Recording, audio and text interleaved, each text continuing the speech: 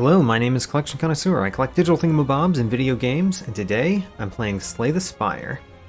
Today's challenge for Slay the Spire I have named Rare Taste. You cannot have any common cards in your deck.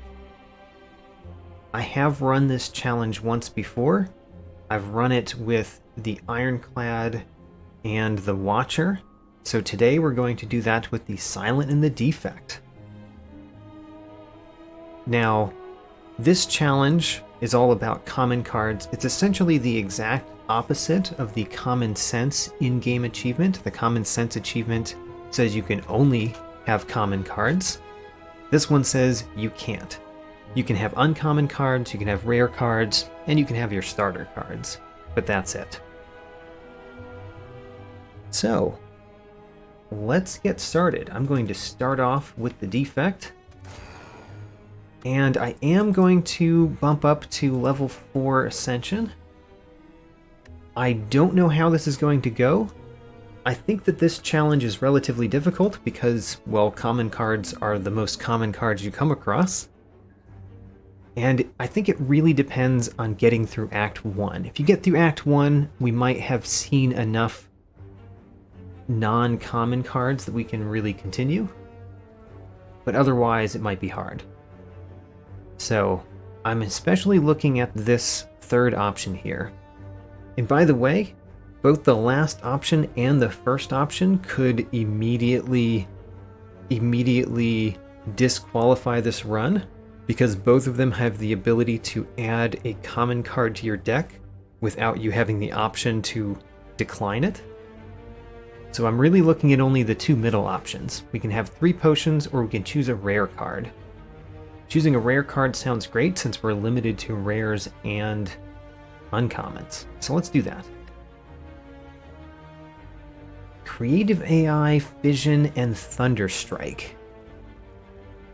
None of those are great first cards to put in your deck, which I think is normal for choosing a rare card. And as we can see, we're going to encounter an elite relatively early. I probably want to go this way. Shops are very important to go to in this sort of challenge because they're guaranteed to have uncommons and rares, whereas enemies are not guaranteed to show you those. Of these, probably my favorite for just a standard deck, for just any deck, is Fission. And my favorite overall is Creative AI. Creative AI is very clunky at the beginning though, and I think we have to get past Act 1. So I'm going to choose Fission. Thunderstrike is really bad early on. Also, it might be very difficult for us to add lightning card, like channel lightning, because the most common ways to channel lightning is with common cards. So I think we're choosing Fission. That means, for 1, I really want to upgrade that Fission, and for 2, we really need to find cards that give us orbs, which are pretty common on the Defect, but still. Debbie, welcome to the stream, and thanks for the luck. Now, Fission is pretty bad right here.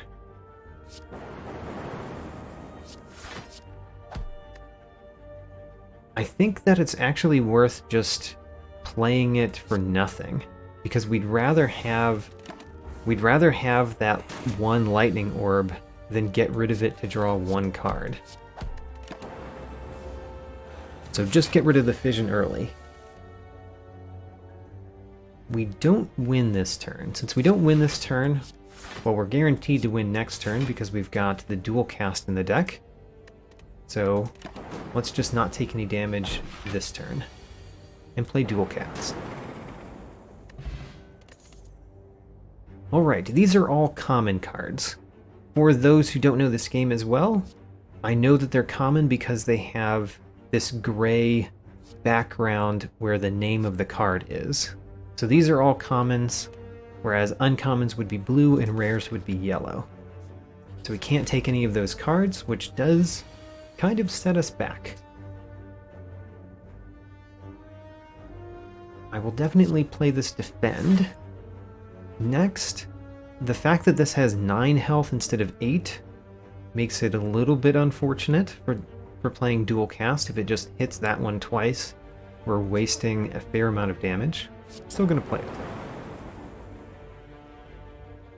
And then I'd much rather have a zap than a strike.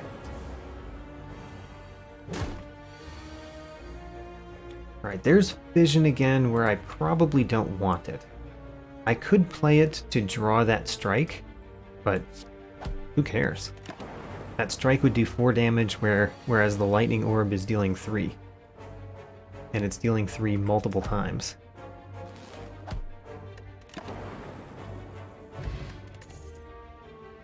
Alright, 2 cards that we can take here. We can take Tempest and we can take Amplify. Tempest does actually work with Fission. You can play Tempest and then you can play Fission, and essentially that makes this draw X cards. Yeah, it basically makes it draw X cards because you use the X energy and then you get the X energy back. Although once we upgrade Fission, it will be draw X cards and deal 8 damage times X. That one's nice. Amplify is pretty useless when we don't yet have any powers. So let's take Tempest and go with it. I'm now looking for something that gives me more energy. There's Aggregate. Aggregate is an uncommon card that gives you energy. Ooh, upgrade 2 random cards. Probably worth it. That makes it so that I don't get to necessarily upgrade Fission here unless I want to go into the Elite with less health. But those 2 upgrades are pretty decent too, even though they are the starter cards.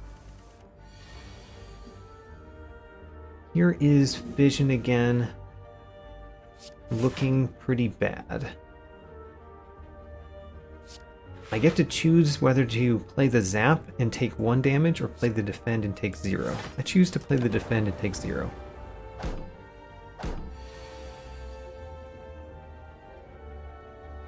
If our dual cast was upgraded, I would play Tempest right here and then dual cast.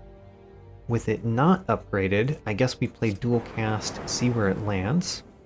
That was a nice outcome. And then Defend and Strike. Whoa, wrong card. That one. Now these are all commons, we cannot take those, unfortunately. Alright, shop, I'm depending on you. What do you have? Electrodynamics would be really nice with what we have so far, and we cannot afford it. Other things to look at, the FTL is not too bad. FTL, deal 5 damage, essentially draw 1 card. I do like removing cards, but right now I think the problem is getting cards that we can play. And then the other option is potions. I will take the FTL. We can't take the charge battery because the charge battery is a common card. Same with Compile Driver, so we cannot afford anything except for the Speed Potion, which I'm not going to take. And we actually have enough life that I will upgrade this Fission. So Fission changes, the Fission upgrade is very good. Instead of removing your orbs, it evokes your orbs, which makes it so that the orbs actually do their effect. That's much better. Now I will probably play Fission instead of just discarding it. An unfortunate Elite to see first, the 3 Sentries. The problem with the 3 Sentries, or the Defect in particular, is that you mostly don't get to choose where your damage goes. And that's unfortunate, because the orbs are hitting things randomly, and you really want to take one of these out first.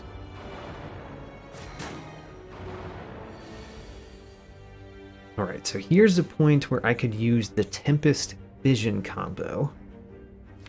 And I do like that combo. It even allows me to play FTL as my third card and draw.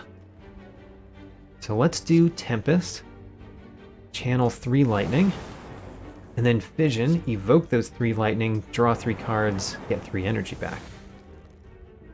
And then like I mentioned, we get to play FTL here. We get to draw.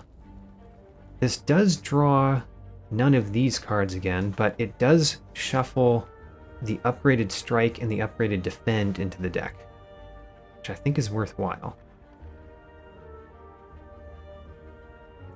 I would love to play this Zap. The problem with it is if I play Strike Strike, I take out one of them, which saves me 10 health. And I think that's more important than playing the Zap. I could choose to play it now, though, but I think I will take 5 less damage. And there's that upgraded defend.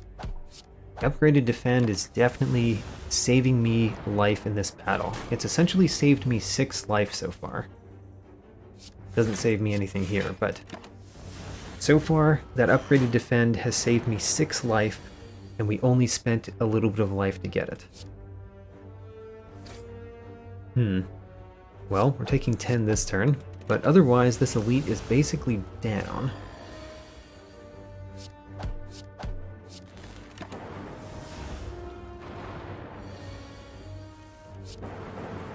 Alright, what do we have? Ink Bottle. Entropic Brew is great. Fill your empty potion slots. That's really nice when we have no potions. And then elites do have a higher chance to drop rare cards. There's a rare card. That is Meteor Strike. Can't play Meteor Strike. As much as I love my Meteor Strikes, I don't think you can take it when you have 3 energy and no real way to get more energy. I guess Fission is a way to get more energy. But it's a very risky way to get more energy. I think I'd rather get this Glacier. Glacier is an uncommon, and it adds more orbs that we can then use Fission to evoke.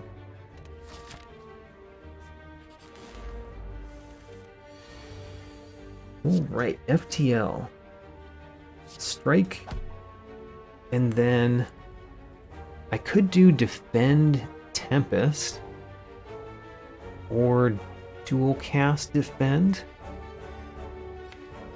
I think I'd like to do Defend Tempest. That also sets it up so that we have a couple orbs to evoke with Fission. Glacier's kind of nice here.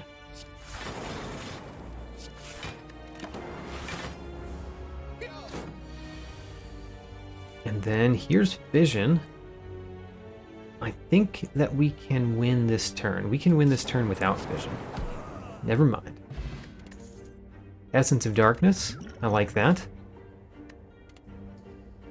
And we've got 2 uncommons to pick from. We've got White Noise and Reinforced Body. With the Glacier, do we take Reinforced Body? Because the Glacier kind of already gives us a lot of block. Or do we take White Noise? The nice thing about White Noise is we can get some powers that affect our orbs quite easily from White Noise. And the upgrade to White Noise makes it 0 cost. I think I'll take White Noise. So what do we have so far? We've got Fission, Tempest, FTL, Glacier, and White Noise. Not a bad start. I'm feeling somewhat confident. Not confident enough that I would go towards that Burning Elite, but somewhat confident. Kunai.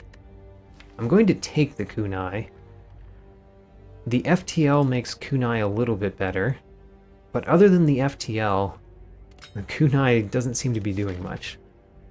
A lot of the attack cards we could add would be commons. Tina Golden Idol. Well, I don't see any traps nearby. Now, the question here is which problem do we take? We do not take Smash. Smash might kill us. So do we take Outrun or Hide? The injury curse is quite bad.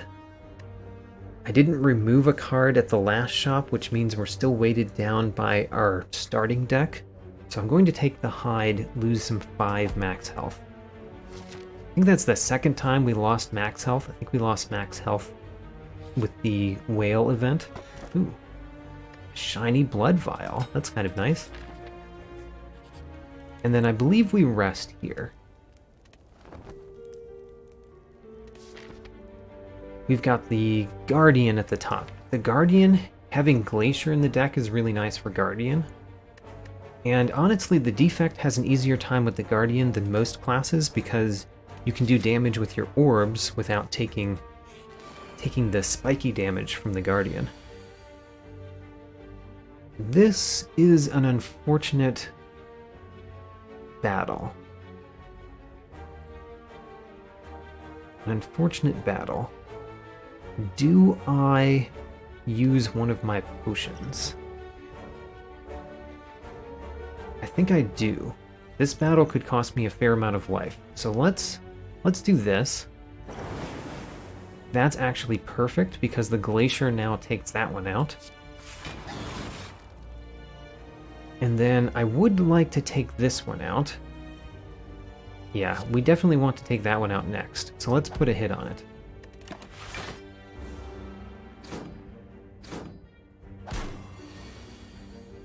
Ho-ho, dual cast.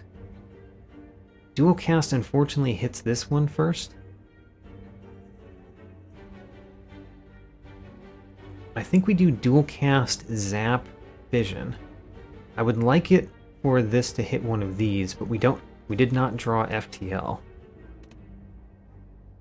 So dual cast first, and then Zap, and then Fission. FTL does not draw a card this turn. We can play White Noise. Hey, Machine Learning is nice. And then would we rather play Tempest than some of the other options? I think so. If I hit either of these with an FTL, I would take damage. So I think I just don't play FTL this turn. Could have also used a Strike FTL to take out one of them. That might have been the better play, but I liked the play that I did, so there it goes.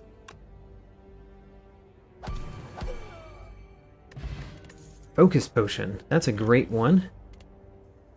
All of these are common cards, we cannot take them. And then I probably want to visit another enemy, simply because I probably need to look at more cards to find the uncommons and rares. This one's not too bad. Start with FTL, then Glacier, then Fission. Now we could do Tempest. Actually, Strike Tempest is better than just Tempest, because we would be doing 9 damage instead of 8 damage. I like that.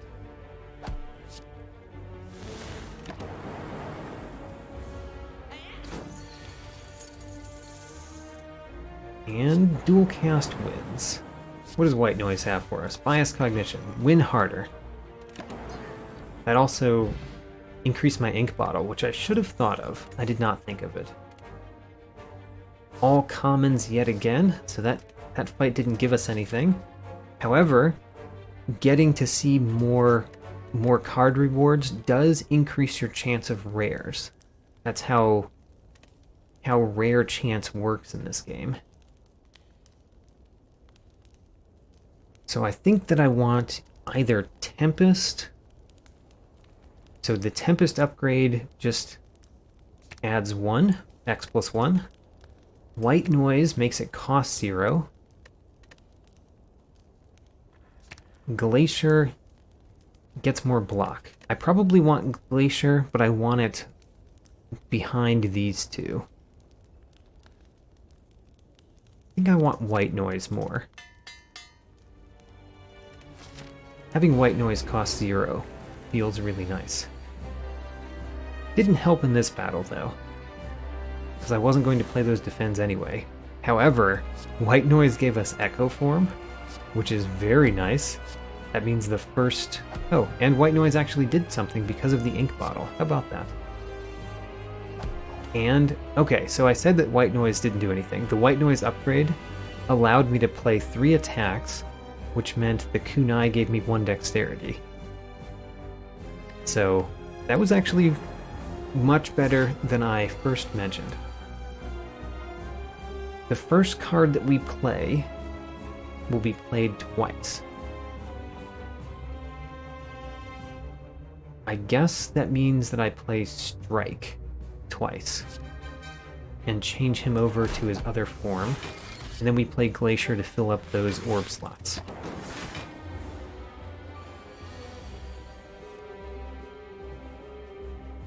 And then what do we play first here? I guess I do want to use Fission this turn because that's the only way that I gain block with the hand that I have. But it does not seem right to play Fission first. Maybe I play Zap first and then Fission? Sure. Zap and then Fission. Now we can play FTL if I play a defend card, or I could just play a whole bunch of lightning orbs. Let's do a whole bunch of lightning orbs.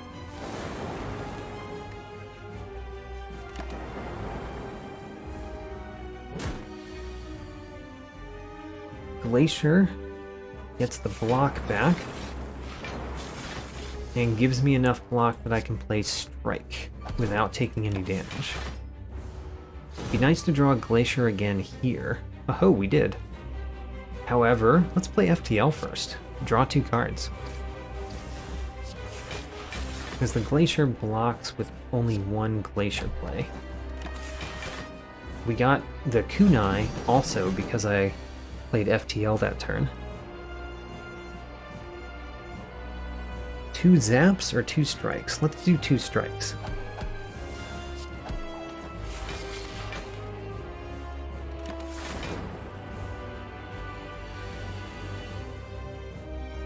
This is one where we could double play Glacier, I like that. And then play a strike.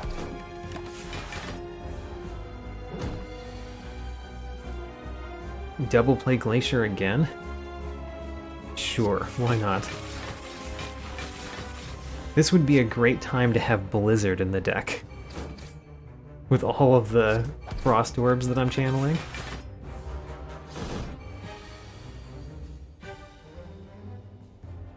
So, we can block by playing Defend twice with Echo Form. Yeah, let's do that. Defend twice, and then a strike and a zap. Or another strike. A zap.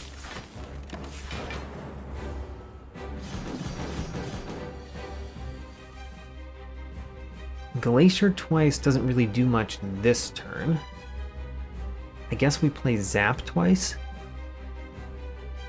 Zap twice and then a strike. And then a defend so we get our ink bottle to go up by 1.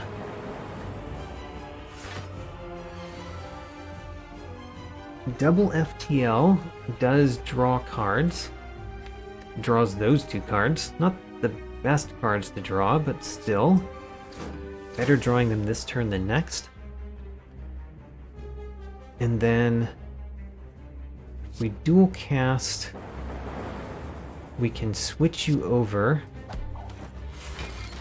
And then we don't quite win next turn with just the orbs. Well, let's play Glacier. Unfortunately, playing Glacier puts my ink bottle at an undesirable place. So let's actually play Defend and then Glacier. Or, oh, now we can play FTL, increase the ink bottle once more. There we go. Setting up for next act. Now, these are guaranteed to all be rare, so I knew I could get one of these. I do really like Echo Form. The electrodynamics is really nice too.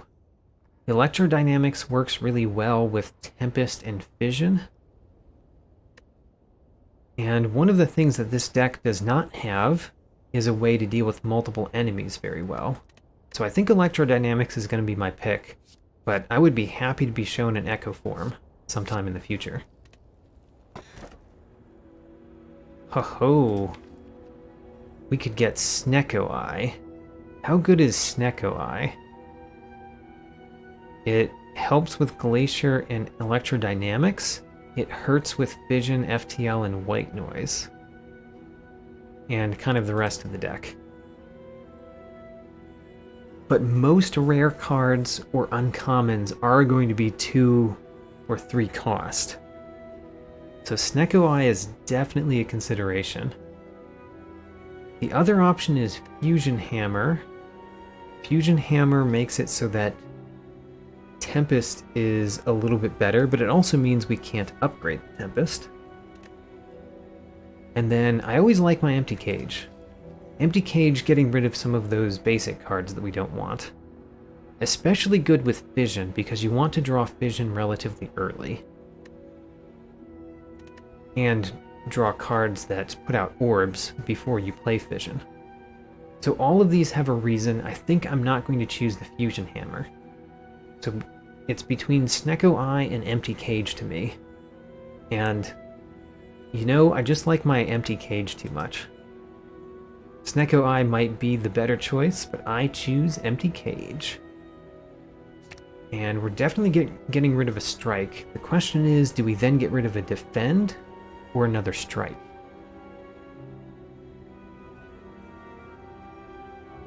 I'm waffling because of Kunai primarily.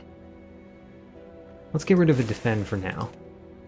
But I do want to get rid of those strikes too. So what do I want most out of this act? Really just to see more rare and uncommon cards, and to get a couple of upgrades in. A shop would be really good to see more cards. I don't think I want any of these elites. Those elites are pretty early. So we should probably go this way. Hit that shop as my second place to go. Electrodynamics Fission works pretty well here. Let's start with that.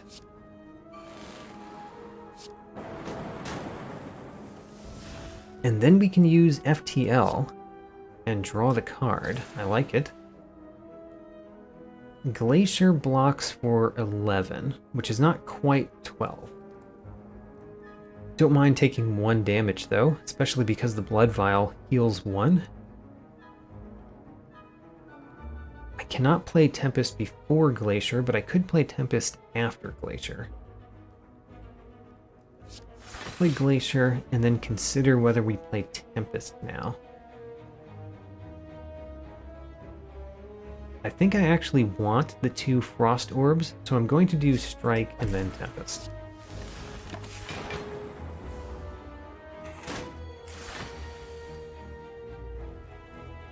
Let's see what White Noise has for us first. It has a Storm. Storm doesn't do anything when we ran out of powers, but I guess we'll play it to get it out of the deck. And then Glacier blocks. Yep, Glacier blocks. Let's start with that. And then pretty much none of these do anything, except for Zap changing where our Lightning Orb is. This enemy is particularly annoying when you're playing as the Defect, because it's sometimes hard to get through that plated armor. We can block easily though, so I guess we block.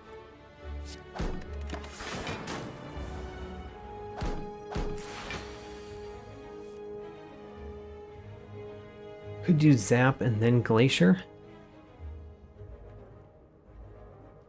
That doesn't deal any damage.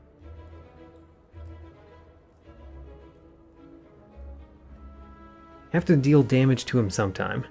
I think we deal damage by having a lightning orb in front so that we can dual cast it.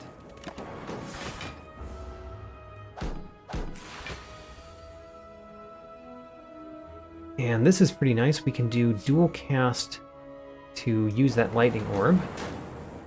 And then FTL can hit and lower those shields. And then, although I want a lightning orb, let's hit with the strike while we can.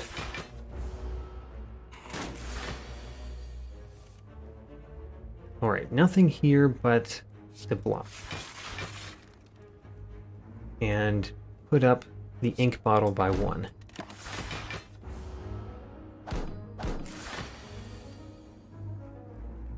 So start with FTL.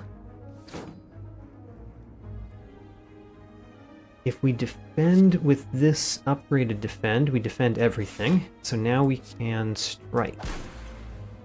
And let's use the other strike. There we go.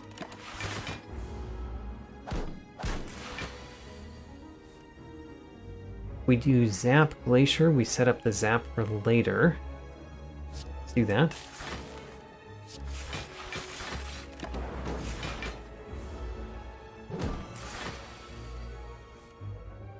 All right, excellent.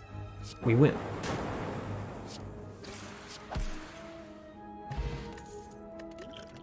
Haven't used any of my potions, which I'm a little bit surprised by.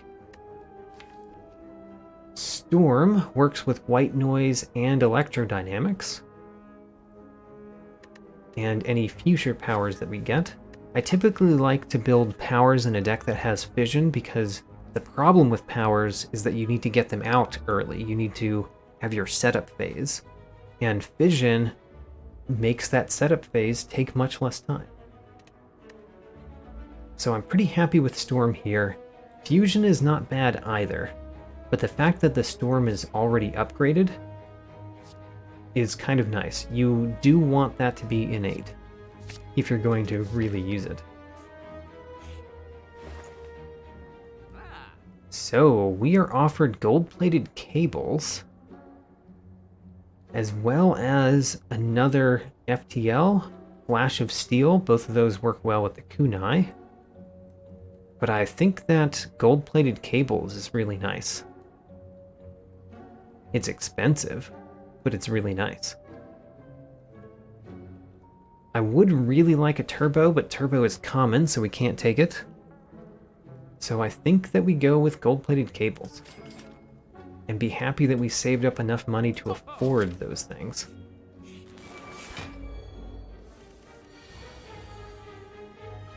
Alright, of course start with FTL.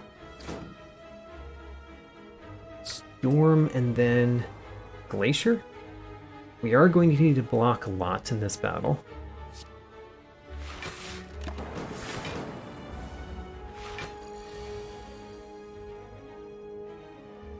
Definitely play the white noise first. Buffer. Alright. So the choices here are, do you play Buffer first, which channels a lightning orb, or do you play Fission first and then Buffer to replace with a lightning orb? I think I want the lightning orb replaced afterward. So let's do Fission now. And we did draw electrodynamics as well. And we have plenty of energy. So, Buffer, electrodynamics. Electrodynamics doesn't do that much, whereas we could just play a big Tempest this turn. I mean, electrodynamics channels 2 lightning, so it doesn't really take away from the Tempest. So play a defend so that we don't use our buffer. Electrodynamics for 2 lightning and get it out of the deck. Actually 3 because of the storm. And then Tempest to put a whole bunch of lightning out there. Essentially dealt 24 damage.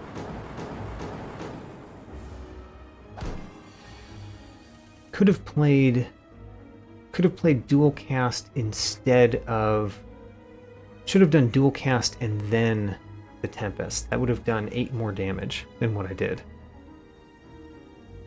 Unfortunately, we are using up our...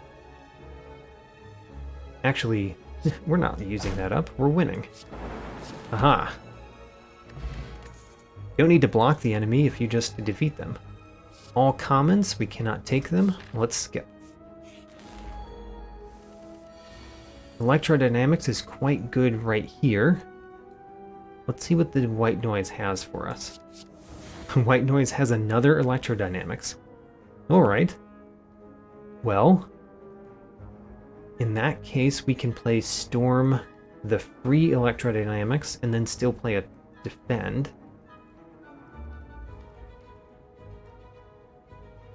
And do I want to use any of these? This is a battle where I could use one of them. Could use it on the Tempest.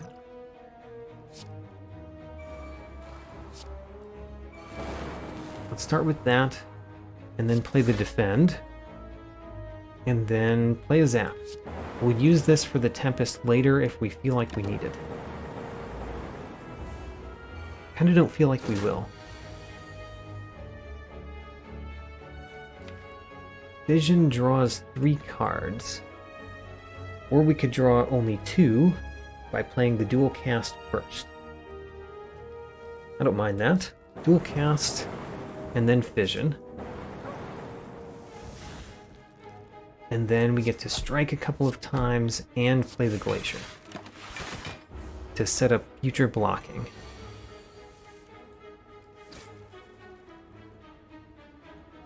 And we have set up our ink bottle to 9 as well. Perfect.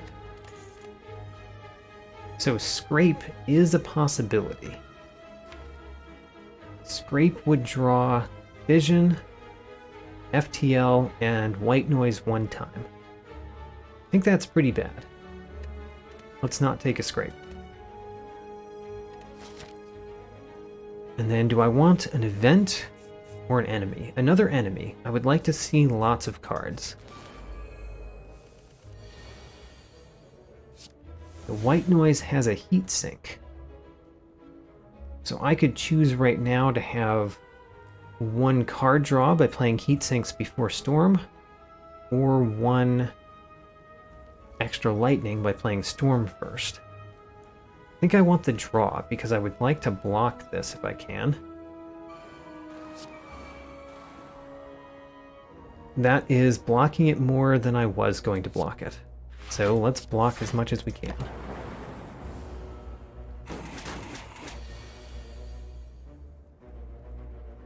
We can do FTL, and then Glacier, and then Fission. That will block for a lot. Not enough, of course, but a lot. However, we can play Defend and then the Electrodynamics, which plays 3 lightning because of Storm. And then the Strike is actually worse than the Zap right now, because the Strike would cause it to gain more block. Could also play the Dual Cast. Would I rather play the Dual Cast? Yes.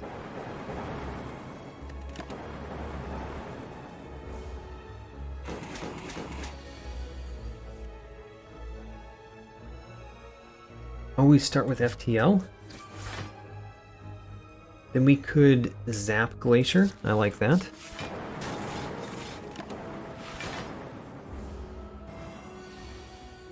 And then Dual Cast to victory. Take that, Snake Plant. Alright, another FTL or a Skim. Skim Plus for that matter. Skim Plus? Skim Plus is not bad. I really do like Skim Plus. The reason to choose FTL over it is because of the kunai.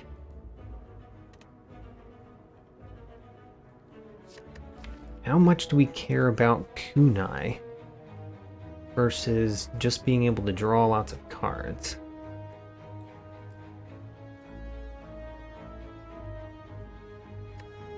I like drawing lots of cards. Let's draw lots of cards. And then Smith. What are we smithing? Electrodynamics would put out another lightning. Tempest would also put out another lightning. Glacier blocks for a little bit more. Zap also puts out another lightning. Let's do electrodynamics. We've got 3 one more lightning options. I chose the one that I wanted most. White noise has a capacitor this time. And it looks like we're getting hit. For 13. Ouch.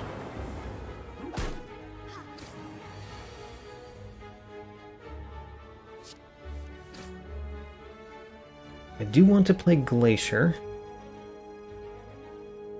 Definitely play Glacier. We need those frost orbs in there. And then Defend would cause us to block. Let's block.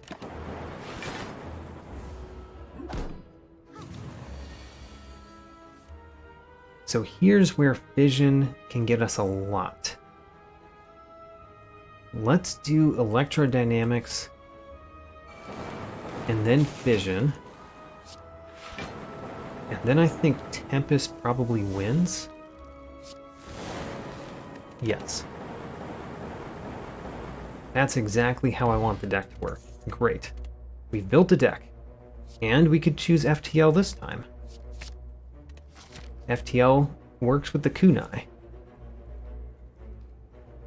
I probably want to visit another shop, but the other option is to go this way to visit another fire, upgrade more cards.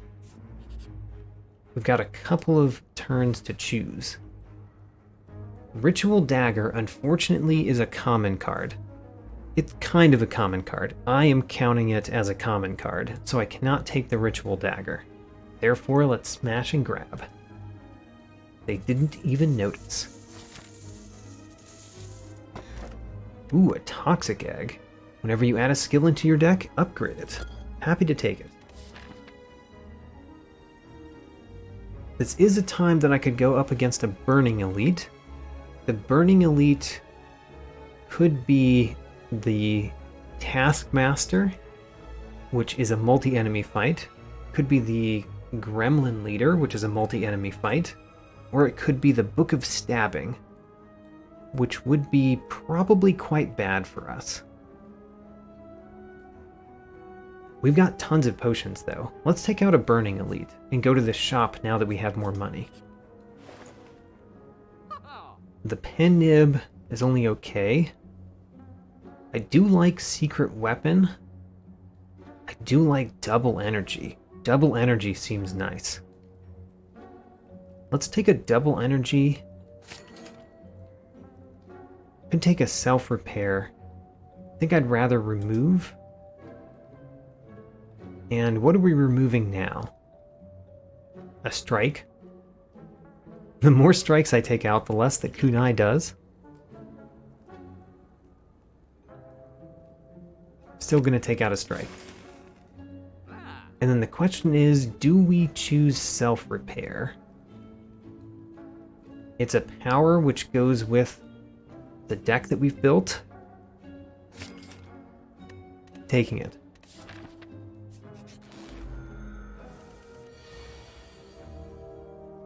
We can start with Storm Self-Repair. That's slightly better than Storm Defend. This might be a battle where we use the Energy Potion. I'm still wondering if we're going to use that Energy Potion. Okay, start off with FTL. And honestly, I don't think we need to worry about this one, because once we draw Electrodynamics, that cultist goes down. We need to worry about the Chosen. Double Energy here is quite nice. I could try to get even more energy by playing Fission first.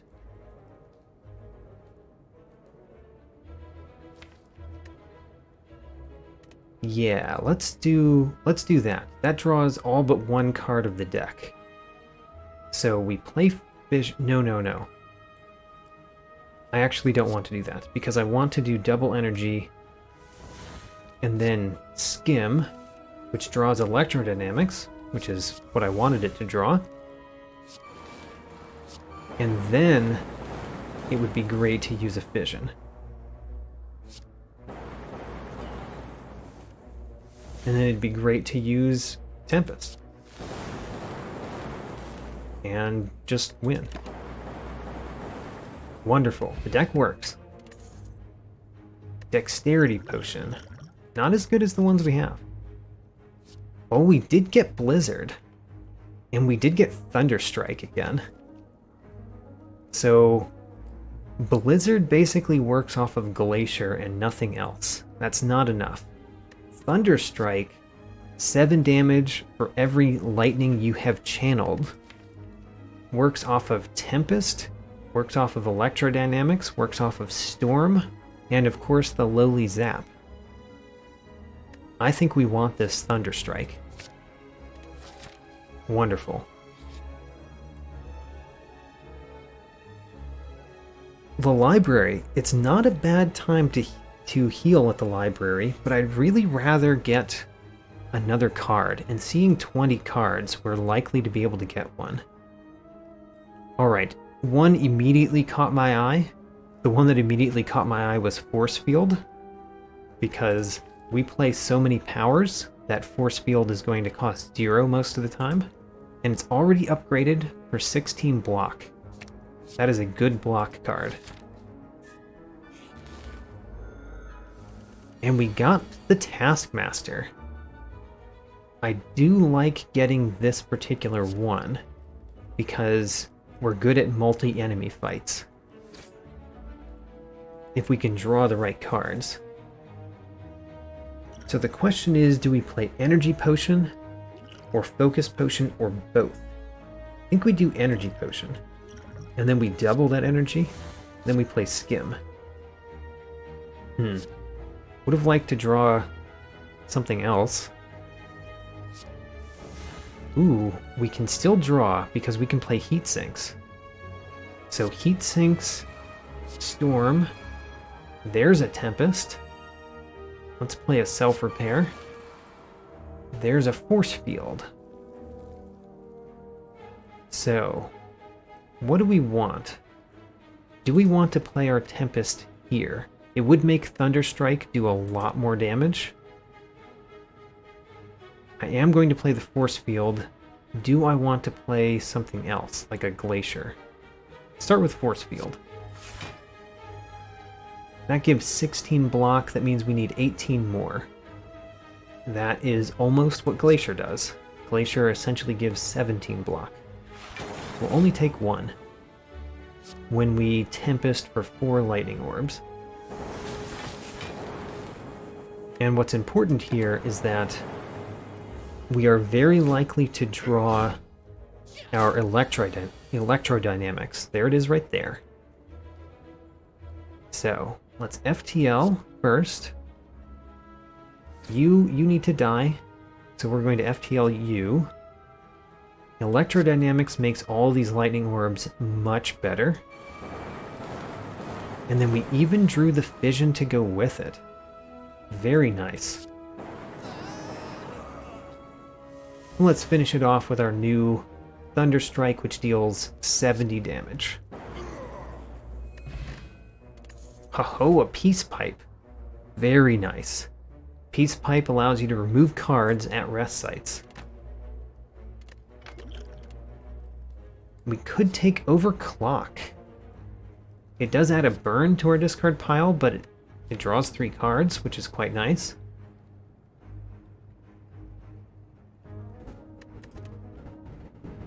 What do we do with the burn? If I get Overclock, I basically play it once each battle, probably. Do I want that? It would help me set up a lot faster. I will take it. Hopefully we will find more things to make it more manageable. Snake plant again. Guess a decent FTL, and then a... Ooh, great, we got a white noise as well. So storm, electrodynamics, and buffer. Fortunately, we drew the force field in the starting hand.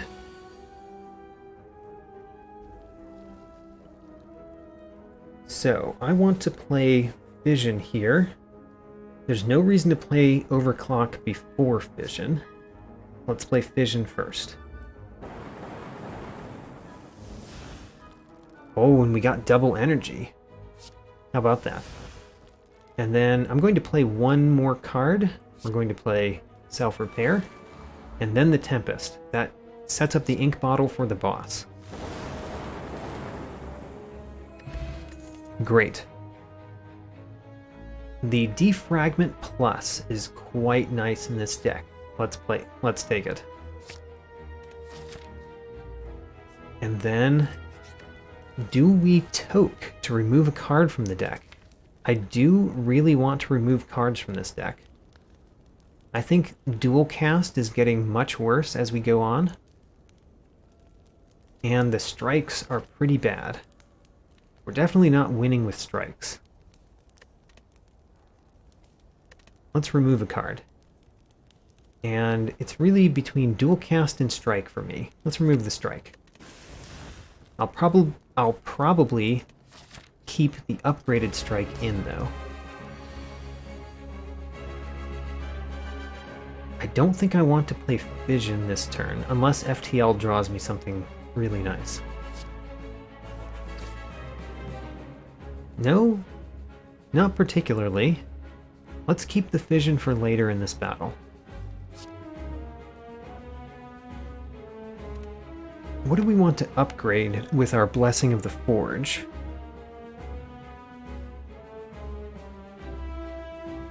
We could upgrade the Glacier, the Defends, the FTL, or the Zap, the Tempest, and the Dual Cast. The Zap, Tempest, and Dual Cast seem like better upgrades, so let's do the Blessing of the Forge now. And then we play the Storm, we play the Zap, and just a simple Strike. Guess that's it. Don't really want to Dual Cast right now.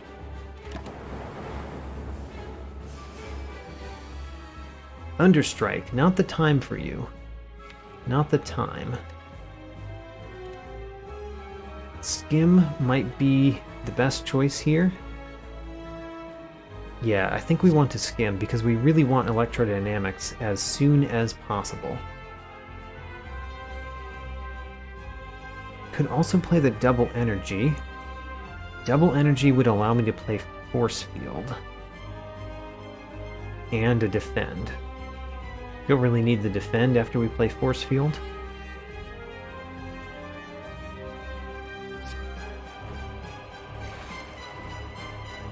Let's see here.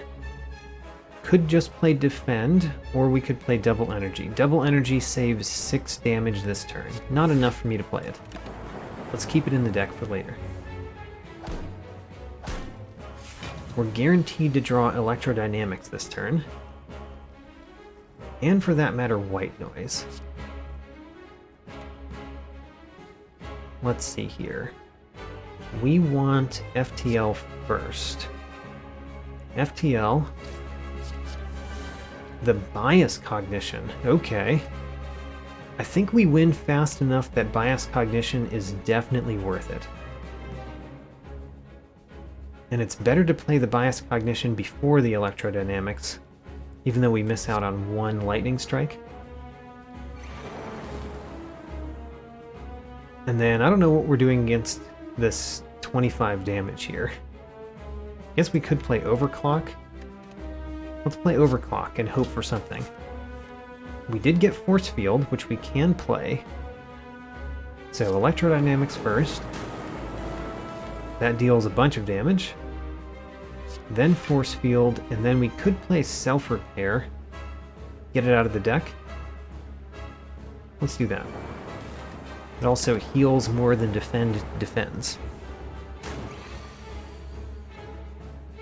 There we go. There's our double energy Fission Tempest turn. So we start out with Fission. And then we play double energy after playing FTL, so we draw one more. Double energy. Then we play Tempest. That deals a ton of damage. In fact, we win. There we go. Easy boss. Another Electrodynamics, a Core Surge, which is a pretty good attack card, or an upgraded Rainbow. Don't know how much we care about the upgraded Rainbow, actually. The Dark is not very good when we go through our orbs so quickly. But the Lightning and Frost is quite nice.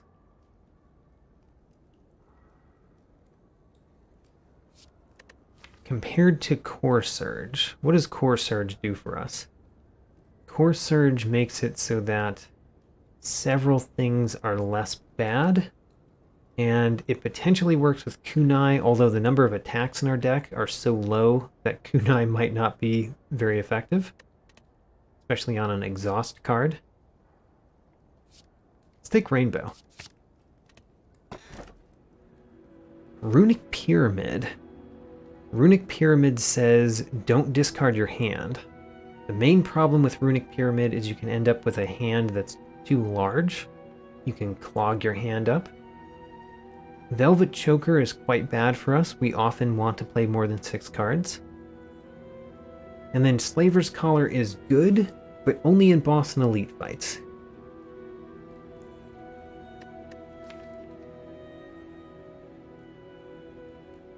There's a couple of things that Runic Pyramid works pretty well with, like Force Field, like Double Energy, and Tempest. Those are all cards that we would like to have Runic Pyramid for. And then also we can toke cards at rest sites to get rid of them.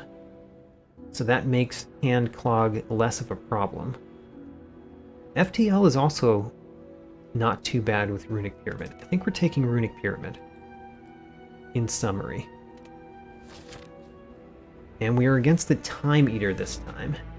I think that this deck is quite nice. I think I would like to take it into Act 4. We've already defeated the Burning Elite, so it's not even difficult to take it into Act 4. A lot of different options here. I think I want to go events. A bunch of events and a shop would be nice. We go this way, we get to go to 2 shops. We go this way, we get to go to multiple fires. Fires are really good for us because we remove cards at fires. So I think I'm going to go here, and that means early shop for me.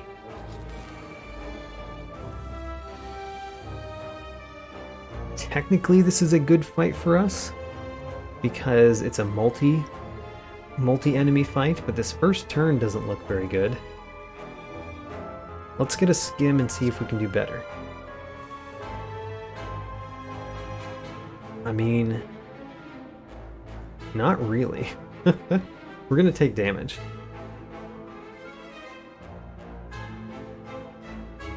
I want to play Defrag, I want to play Storm, I want to play Defend. I can only play 2 of those. I guess what we play is Defend and Defragment. That means the Storm does less, but we don't actually need to do that much damage. We just need to do it to all of them. Oh, a Fission. This is not a good turn to see Fission. Did not like that draw. Bad Ink Bottle. You have disappointed me this time. Alright, there's the Electrodynamics. So, what do? We play FTL on the strongest one. We play Storm Electrodynamics Fission. Looks pretty good. Storm, electrodynamics, fission.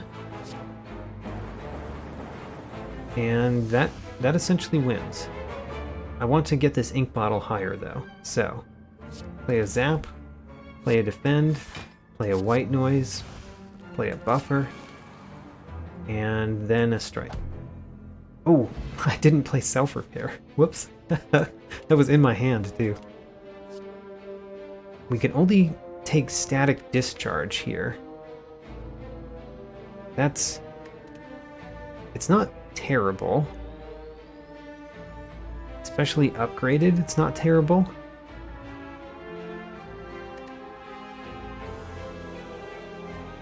It does help a lot in Act 4. But I think it's another setup piece, and we don't need more setup pieces that don't help us more immediately. Oh, the medical kit. The medical kit removes status cards from the deck, which means overclocked is a lot worse. So I like the medical kit. Also very nice for the corrupt heart fight. Other than that, what are we taking, if anything? Could get a static discharge, like I've just turned down. Don't really want the doom and gloom. Don't think I want the boot sequence either. Boot sequence could save us some health, but I don't know. Don't want it.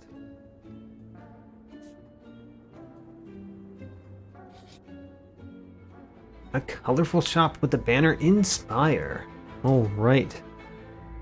So, we have 90 gold, which means that we could do the full service. So I don't really care about cleanup, because transforming 2 cards is not what we want. We want to remove. Upgrading 2 random cards, or upgrade 1 random card, remove a card. Definitely full service here. We are removing a dual cast. This is for removal, right? And then we upgraded defend. Alright, I'm not too sad about that.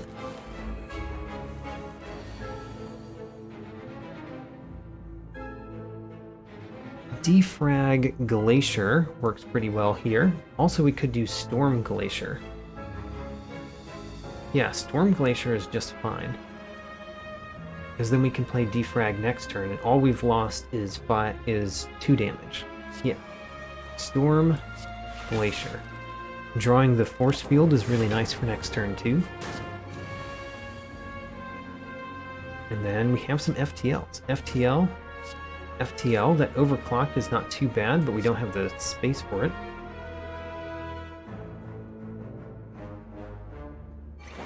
Defragment is a definite. Then what? I guess we overclock now. We can get rid of that burn. Could do self-repair force field. Yeah, self-repair force field seems pretty good. And then you can see that we have the Deadly Hand Clog, where we just have too many cards in our hand. Double Energy should help with that. Actually, Fission, then Double Energy really helps with that.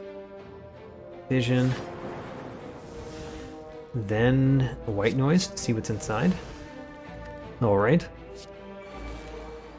Double Energy, and then we can play Tempest. I guess the question is, how many cards do we want to play before we play Tempest? A few, so that we get the ink bottle up.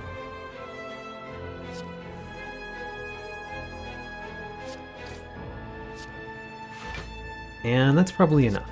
Tempest. Auto shields. Not that important. Don't think we need auto shields. Rainbow Fission. Not too shabby. How about Storm, Rainbow, Vision next turn? Storm, Rainbow, FTL. Vision next turn. Could have saved the FTL for next turn, in the hopes of getting the kunai. Guess that might have been slightly better.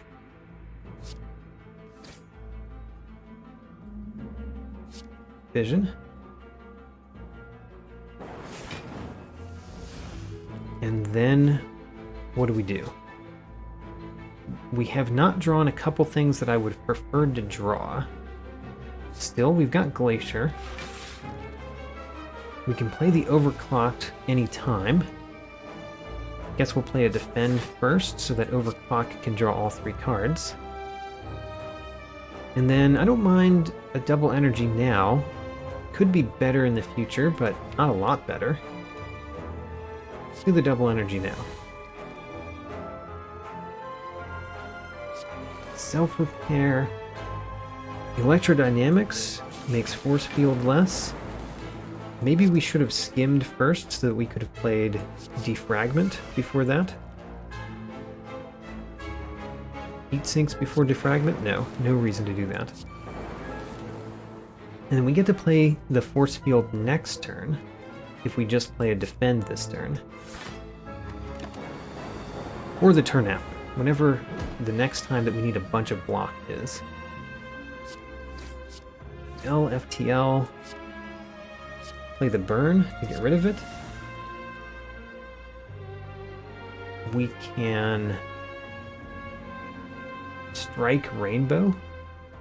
Strike Rainbow. Thunderstrike is getting very nice, though.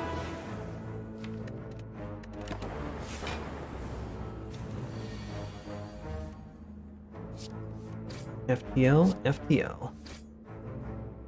Now, we can always play Force Field. How much does this do? This does 50. It'll do more next turn, especially if we do Tempest this turn. Do a Tempest this turn. And then Force Field for the block. And then Overclocked to get it out of the hand. And hey, we get to play another FTL.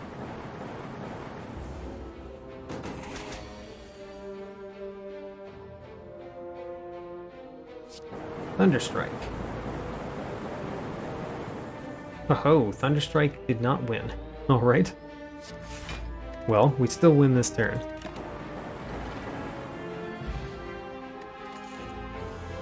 Could get the reinforced body still. Don't think we need it. Might be good for the heart battle, though. To have a reinforced body. I guess we'll take it for that reason.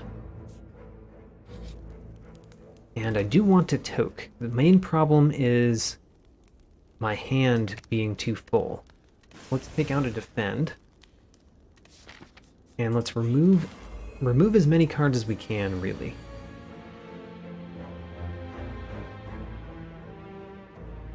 The Glacier doesn't block everything. But honestly, I'm probably going to play Self-Repair in this battle.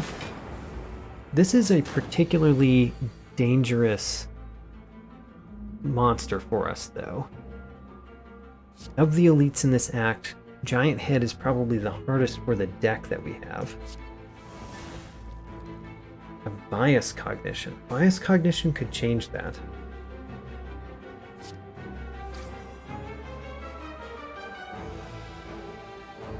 I think we play Bias Cognition. I want to keep the double energy for when we have Vision and Tempest. So Bias Cognition now, Electrodynamics now, and then Self-Repair now? Sure.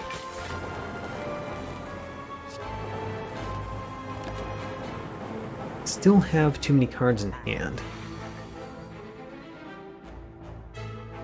So we've got Vision.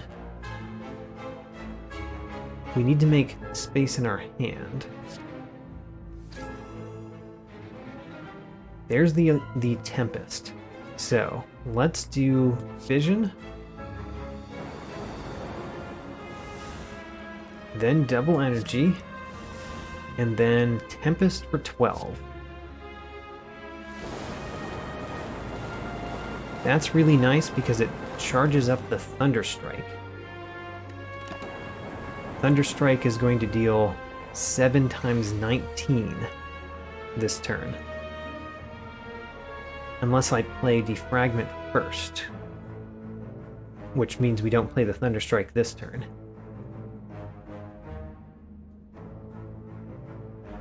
Oh, he weakened us. Actually, the fact that we're weakened means that we're not doing Thunderstrike this turn. We're doing Defragment and then Rainbow. And then Force Field. We'll play the Overclocked to get it out of the hand. Oh, and we get to play 2 FTLs. How about that? We've got the Force Field in the deck again. Do I want to get rid of the Reinforced Body? No, don't really care. It can clog the hand. Now, Thunderstrike. 7 times 21. Doesn't quite win. Doesn't quite win. Still probably the best one that we have, though.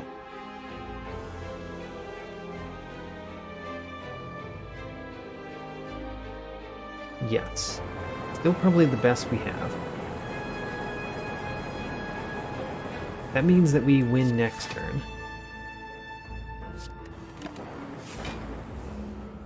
We just take 19 damage this turn, which is what I did not want to see. Okay, play the Burn, and then the Thunderstrike. That sets Ink Bottle to 9. Akabeko. Not what we need. Unless the first attack that we play is Thunderstrike. Which it could be. We could get our deck to do that. Don't think I care about heat sinks. So we skip these. And let's toke again. So I think that I want to toke all of the attacks in our deck except Thunderstrike. So we're removing the Defend this time. I said Defend. Alright, that's number 2 of my verbal mistakes here. Blue Candle. Have to take the Sapphire Key. Also, we didn't really care about the Blue Candle.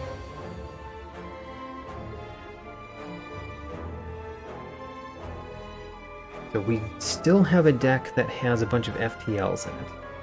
I think that means that we don't worry about playing the Thunderstrike as the first attack just yet. Oh, we can play Fission Double Energy. Interesting. So we could do Storm, Defragment, Fission, Double Energy, and keep going this turn. I like that. Storm,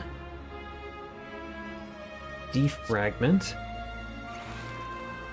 Actually, we can even play Zap here. And then Fission. And then we get to do Double Energy. And we only need 3 for the Reinforced Body.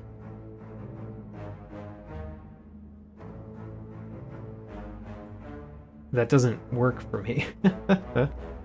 I want to play these 2. Actually, if we play this one first, then we don't need as much for the Reinforced Body because of the Frost.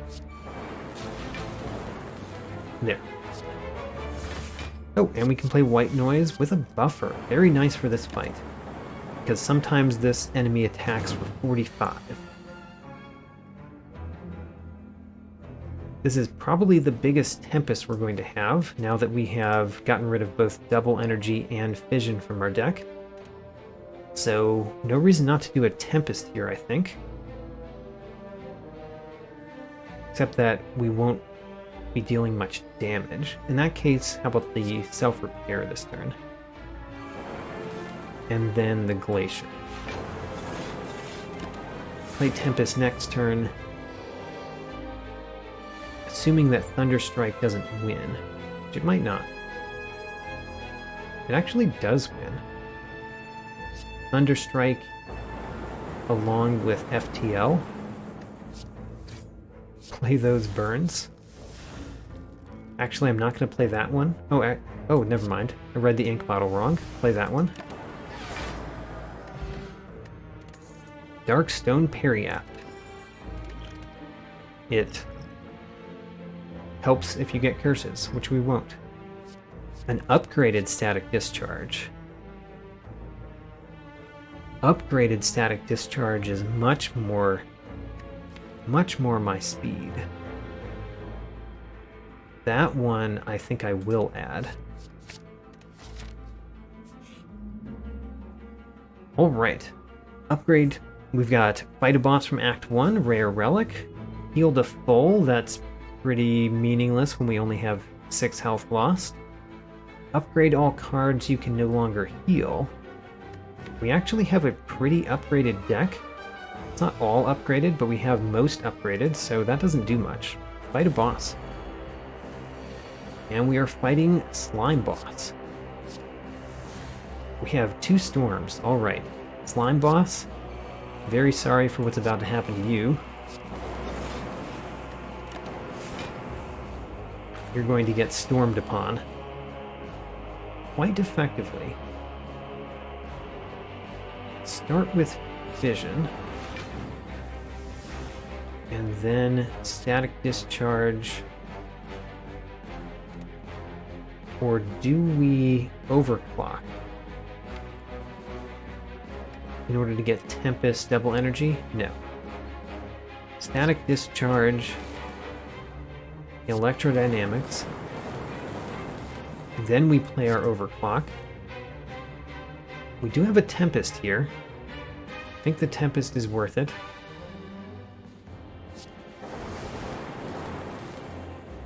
And then we play Self-Repair next turn.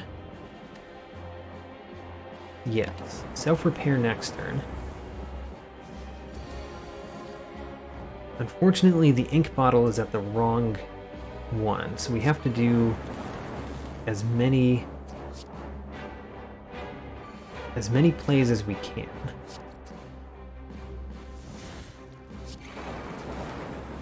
Whoops. I defeated it before I expected to. Emotion Chip. If you lost HP during the previous turn, trigger the passive ability of all orbs. Quite nice. Hello World. Not what we need in our deck. Our deck relies on being consistent. And Hello World does not make a consistent deck. So I'm going to take the red key right now, because we need to and we're at full health. So just in case we need that fireplace for healing, I want to have it there. Rainbow Fission. It's not a bad start to this fight. Let's start there. Rainbow Fission. There's an FTL that could take out one of the daggers. We did not draw the electrodynamics, which is what we want to draw.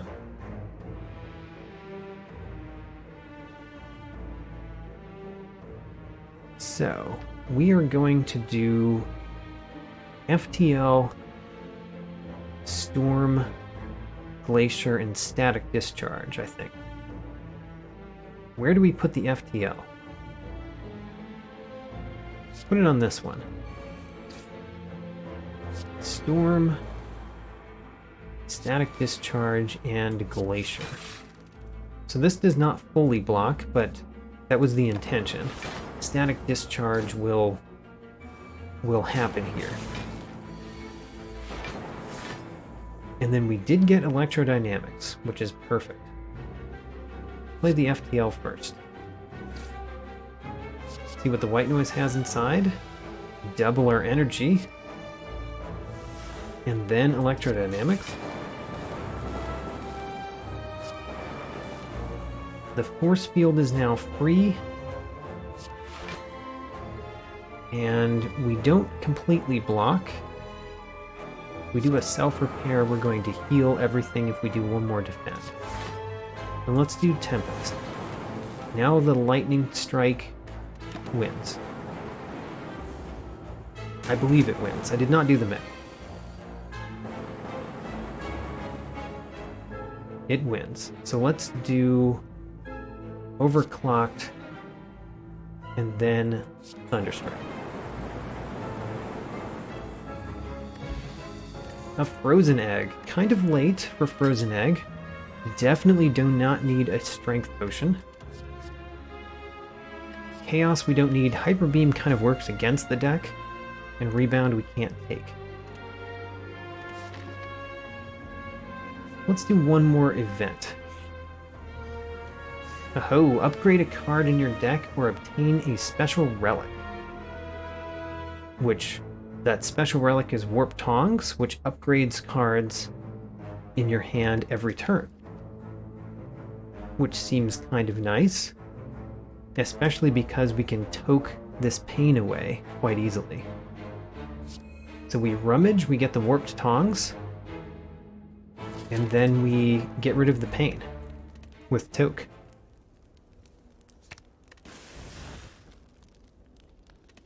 And we're at the Time Eater. Time Eater does not bother me in the slightest.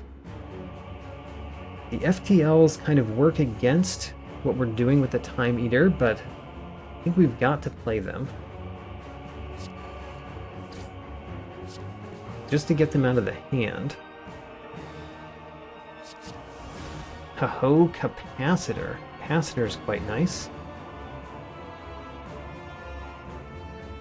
I am going to block this hit with Reinforced Body. We played 6 cards the first turn. I am looking at my potions and thinking that we might use them. We might use the Essence of Steel in this battle, but let's see if we need it. So we could play Tempest and then Fission.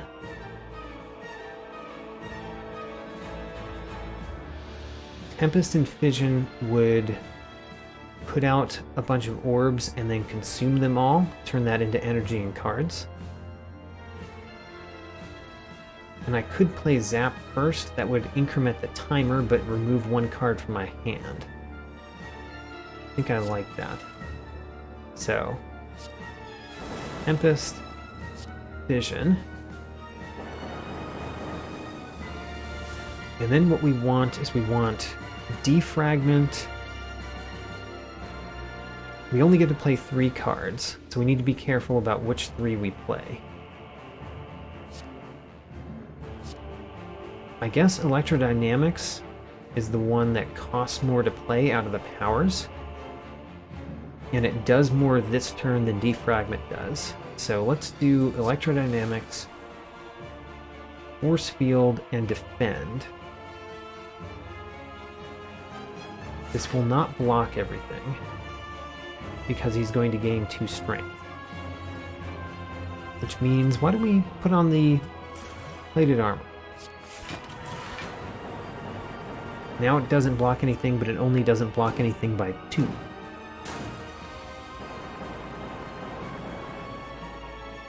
Alright. Double energy seems very helpful this turn. Defragment and Glacier. That gets some passive block back there. Still, we need some active block. Probably need to skim for it.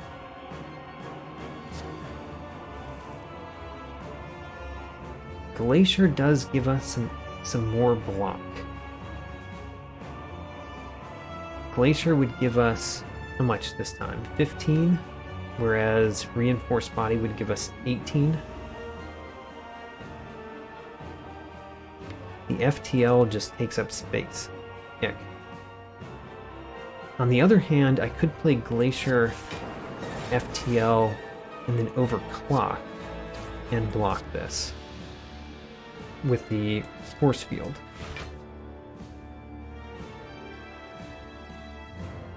I want to play the FTL 2. That's unfortunate. Let's play it. Now I only have 3 cards that we get to play next turn. One of those cards is going to be Reinforced Body. What are the other ones going to be? Could just be Zap and FTL. FTL, Zap, Reinforced Body.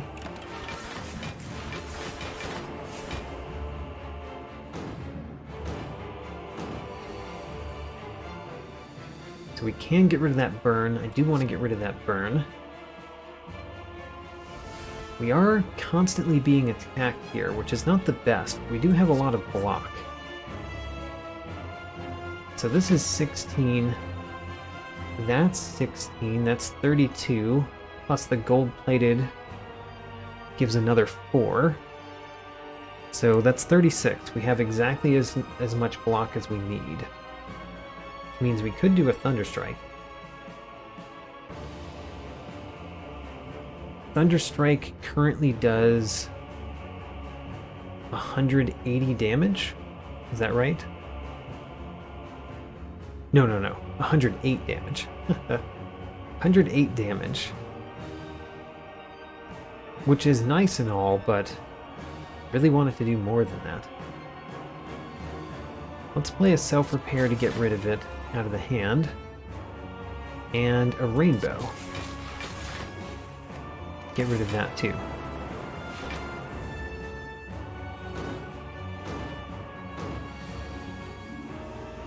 So he's not transforming yet.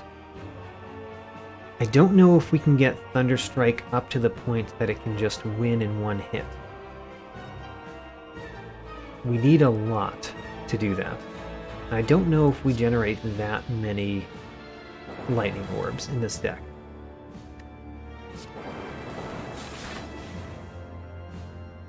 I guess the way to do it is to keep drawing.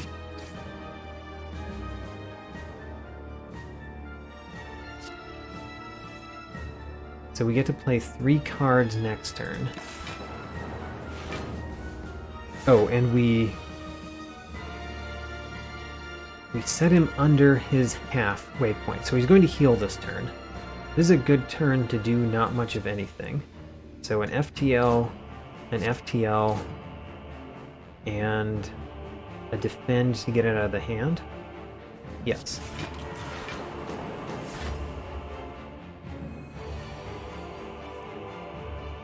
Now we play Thunderstrike, right? Thunderstrike does 9 times 16. 9 times 16 is 144? Can't be right. Is that right? Yeah, that is right. 144. 144 damage. Plus 46 because we're going to play the Zap. So 144 plus 46, that's 190. I think we're very close to winning this turn, but we're not winning this turn. So in that case, I don't want to get hit this hard. So let's play Glacier. And Force Field. And an FTL. And then Reinforced Body.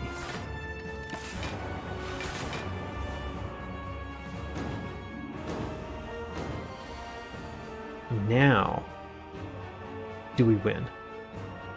We should. Let's try it. Excellent. We do win this turn. So how can I play the most cards?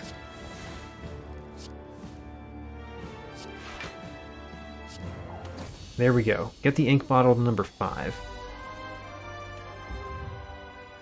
And let's continue on to Act 4.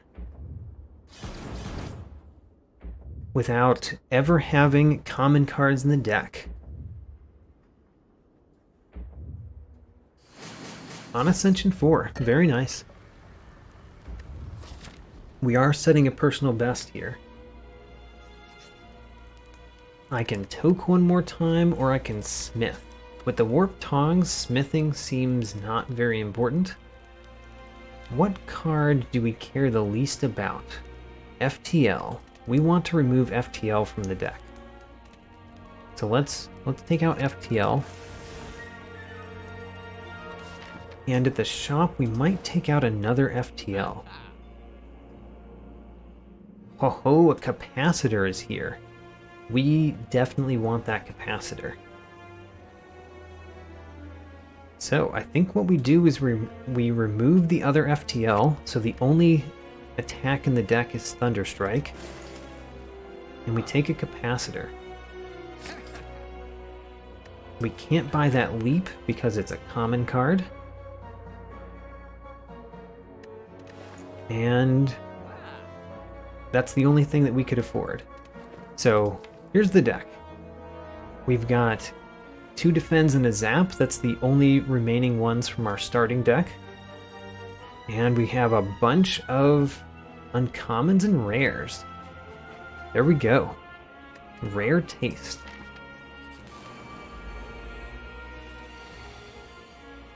Now, the shield and spear, not hurting me very much this turn. And it looks like I can do a fair amount of things this turn. So let's do those things. Bias Cognition. I do think this will go quickly, so Bias Cognition is good. We're going to play the Storm first. Then Bias Cognition, then Static Discharge, then Fission. And then we can play Double Energy. Because we drew Overclocked, we are very likely to do so. That Self-Repair also was something that we could have removed from the deck. Right now it doesn't do anything more than Zap does. It does Zap, but it has basically is a Zap that gets rid of itself. So Double Energy is important. We play Self-Repair, which makes Force Field cheaper. And then let's play the Zap before the Tempest so that we get the Zap out of our hand. And Tempest for 6. Thunderstrike is already 11 times. 11 times 15.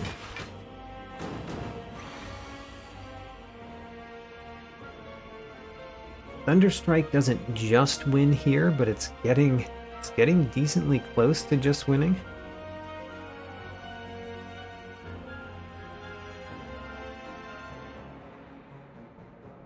$15 times 11. 15 times 11 kills one of them, right? I mean, it's not guaranteed to kill one of them. So I think we play Glacier.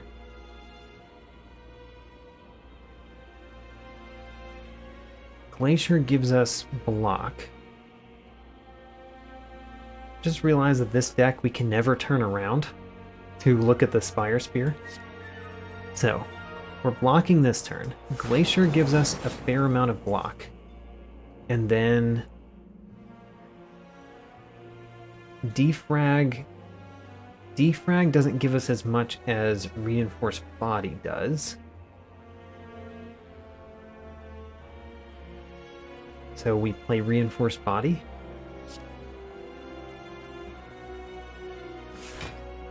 Taking damage. Taking 40 damage.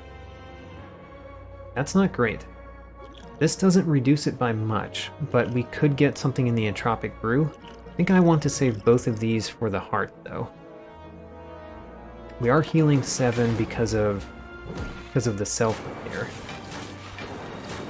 Oh yes, we took less than 40 because of the emotion chip. That kind of helped a lot, actually.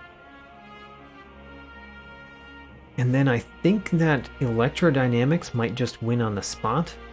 So does Thunderstrike. We want to win in one hit, so Thunderstrike it is. Wonderful. Nunchaku does basically nothing for our deck. Distilled Chaos is quite fine, though. I could only get Bullseye out of these. Don't think I want a Bullseye. And we're on to the Corrupt Heart, having never had a common card in our deck. Let's see what the potions give us. So, let's get the Focus Potion first. I want to play Defend, just so that I can play lots of cards this turn. Let's start with that. And then Storm. And then let's play this Distilled Chaos. Nice. I'm very glad that it did not play Double Energy, by the way. That was the main danger of playing that. It worked out quite nicely. And then Entropic Brew, let's break it open. Regen Potion would help us. This Weak Potion is quite nice too. Let's put the Weak Potion out there. Maybe I should wait until next turn to see if we need it. Because it's very possible we won't need it. And I'm thinking between Capacitor and Defragment. I think I'll do Capacitor first. Defragment next turn. Next turn's going to be big. It's the Fission turn. Fortunately, we are going to take some damage. I guess there's no reason not to put this Regen Potion on. So to start us off, let's play Defragment.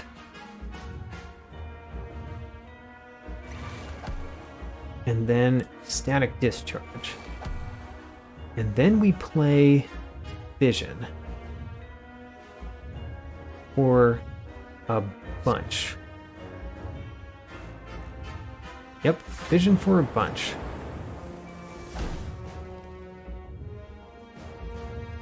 Force Field, quite nice here. Double Energy is what we want. And then get rid of the wound, get rid of the void. Not sure if I want to play that slimed yet. Hello World is not what I wanted. Hello World, we probably just won't play. And then what? I'd love to play Tempest Plus here, but would we rather Reinforce Body?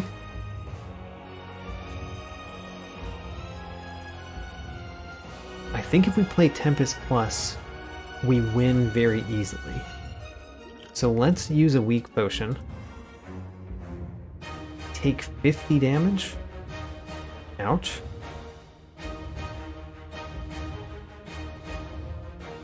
We've got to do something better than that. We only have a Defend in the draw pile. Let's win without the Tempest. Without the gigantic Tempest. Let's do a smaller Tempest. So Reinforce Body 6 times 12 is much more than we need. We really only need 6 times 8. So that means we can play more cards.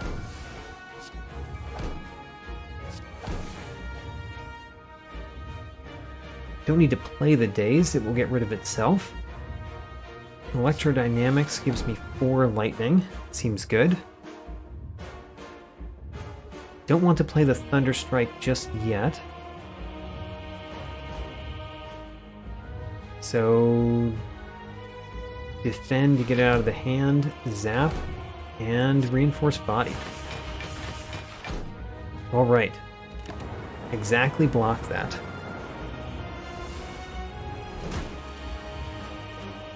Now this turn, if we don't block it, the heart will deal a lot of damage to itself. And that will be saved up for next turn too. So if we take damage this turn, it is not the worst. Still don't want to take 30 damage this turn though. Start with defend. And then overclocked, which gets force field in our hand. The glacier seems like a good play. I wish zap costs 0, but we're not there. Alright, we actually block this completely. Oops. Didn't mean to block it. Oh well. And then here's where we play Tempest to put out 4 more lightning orbs.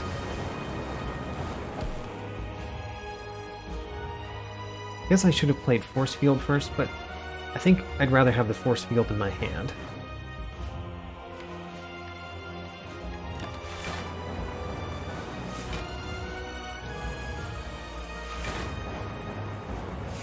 Now, starting with the multi-hit this time, does that change anything for me?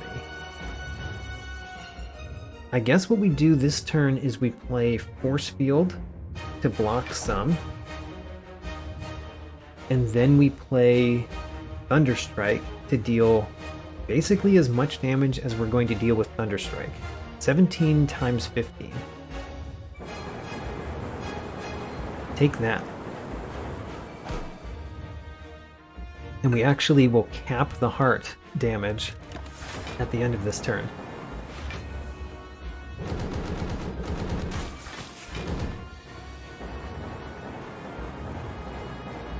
Alright, so if we draw into that Thunderstrike again, we win.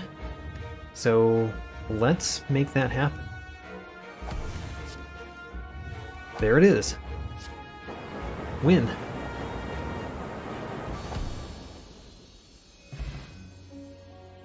Huzzah! So that was winning with the Defect on Ascension 4 without ever having a common card in the deck.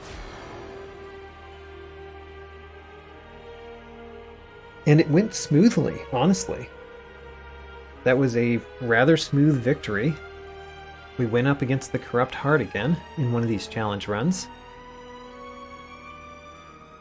Thank you, Blake. Glad to see you're here.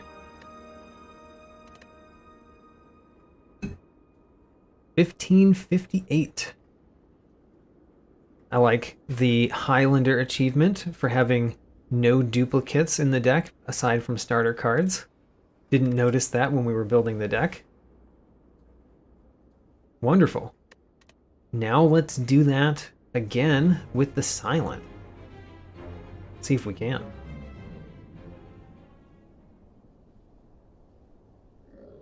It has been done. The Spire sleeps.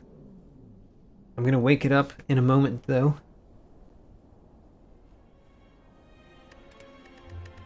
Right now with the Silent. So the big difference with the Silent, well, one difference is we're going to go on Ascension 5. And otherwise, the other difference with the Silent is that there's a lot less of a power combination that you can do with the Silent than the Defect. The Defect definitely worked well with the fact that the powers were basically all uncommons and rares, and they worked with one another. But let's see what we can do. And Jimmy, welcome to the stream. So, colorless cards. Colorless cards, this particular option, I think, always shows you uncommon colorless cards. So this option will give us uncommons. There are no common colorless except for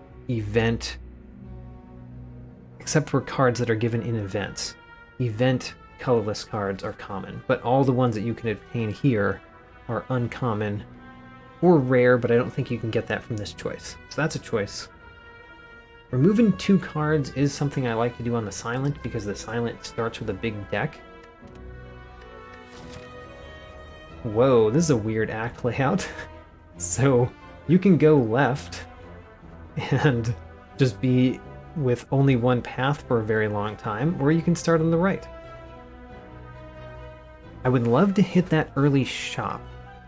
The problem is, if we hit the early shop, we visit 2 elites. That might be dangerous. If nothing else, I would like to go here near the end, which means we're going this way. And I guess what we'll do is we'll go here, and then if we feel strong enough to go to a shop and 2 elites, then we'll go that way. And if not, we'll wimp out and get an upgrade before we go to an elite. I say wimp out, but it's probably the smarter plan in most circumstances. I guess one of the things to look at is, could this elite be the third enemy? It could be. 2 events, 2 enemies, a shop, and an elite. We could do enemies in the next 3 combats have 1 health, Niao's Lament. I kind of like that. Let's do that. And let's hope that we snipe that elite. So, beginning of this is going to be real simple.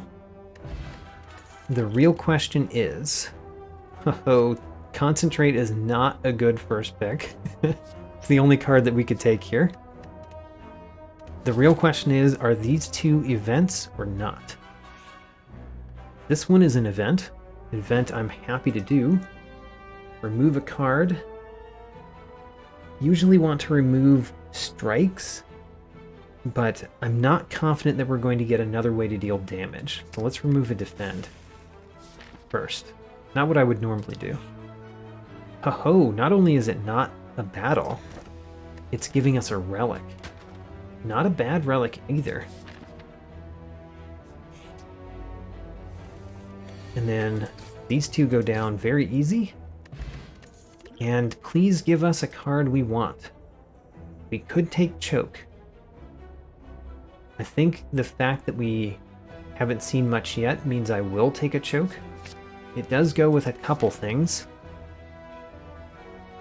And then we get to go to the shop. An accuracy. Accuracy before we get shivs. Slightly questionable. The Sling of Courage allows us to go to elite fights more often.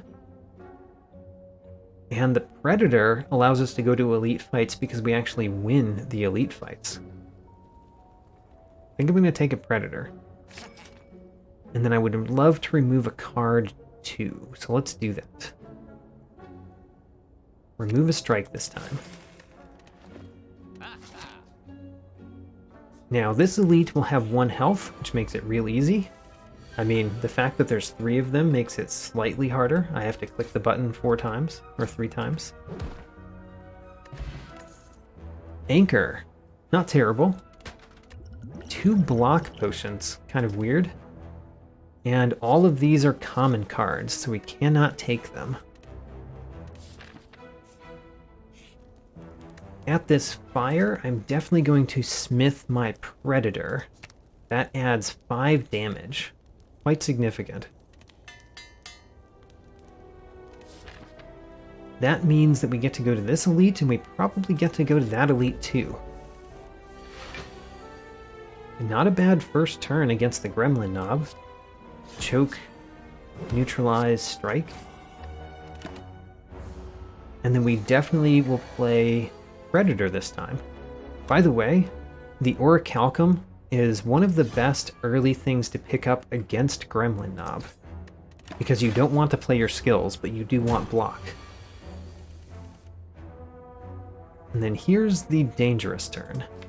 We're guaranteed to draw those cards next turn, which means next turn we can do 20, 26, 29 damage.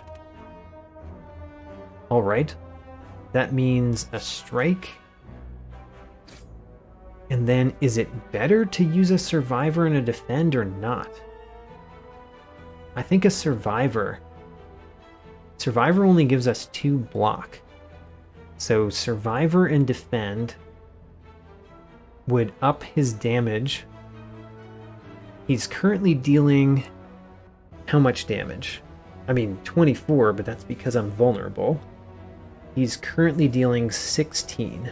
So he would go to 20, which means this would go up to 30. It goes up by 6, and my block goes up by, compared to the Orichalcum, goes up by 7. How about that?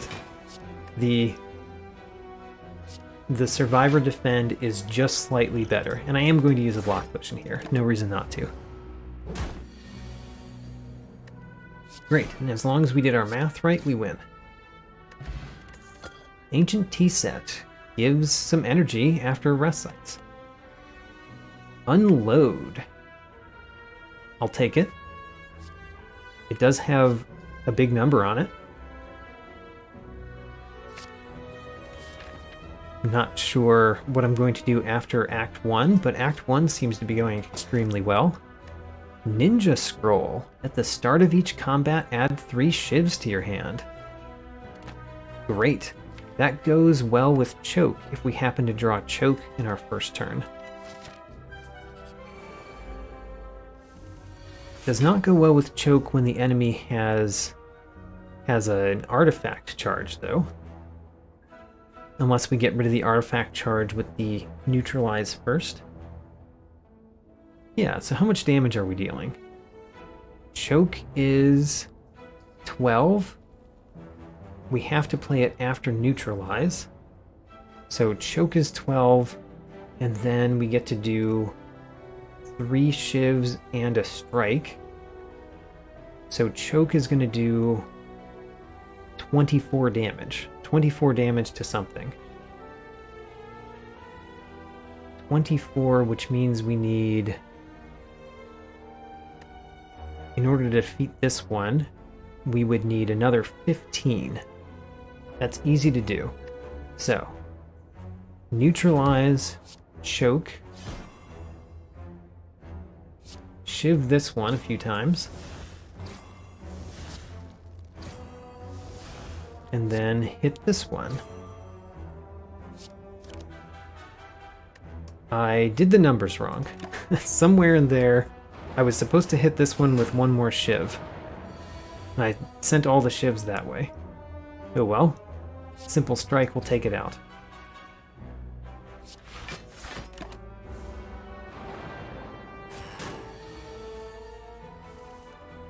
This is where Orichalcum comes in very nicely to save us 6 health.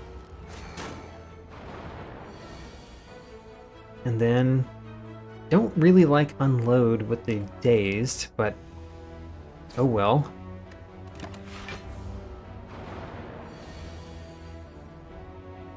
Playing the Defend is strictly worse than not playing it because of the Orichalcum, so we're not going to play it.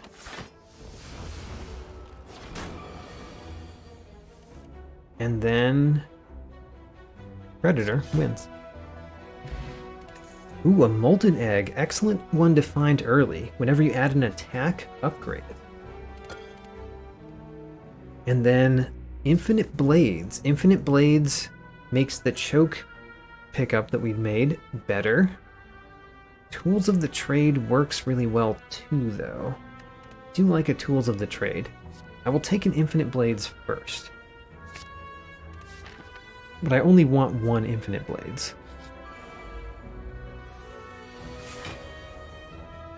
Alright. Can we win this turn? Kind of hard to tell. Yes, we can. We can choke this one, and then we can shiv, shiv, shiv, neutralize this one. I would love to take that deflect, but it's a common, you can't take that. The terror, though. Terror is quite good. Apply 99 vulnerable, which means vulnerable for 99 turns. Smithing Terror makes it cost 0, that's quite nice. Smithing Choke makes it much better. but only if you play more cards. Smithing Neutralize puts the weakness on for longer. I think we'll take Terror first. And then we get to go to this shop. I like shops. We could take an Unload Plus, have 2 unloads in our deck. Blur is a block card that we can take. And I do like Well-Laid Plans, and of course I like Removal. I would like that Well-Laid Plans more if it were upgraded. Honestly, I think I just want to remove a strike. Get some more removals in.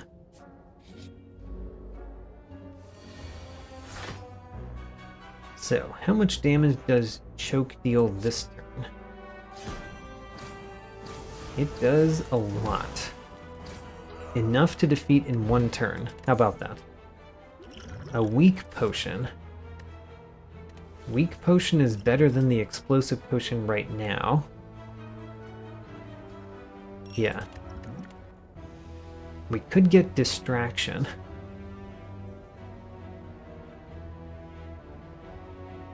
Do I want Distraction? I don't think I do. And let's smith another. So we could smith Choke now. I do also really like the Neutralize upgrade. Let's do Choke this time, Neutralize next. Alright, we start off with Terror. Unfortunately, we did not get our Choke in our first turn, but we did get a lot of other good things. Predator, several Shivs, an Infinite Blades, a Strike, and an Unload. Great first turn.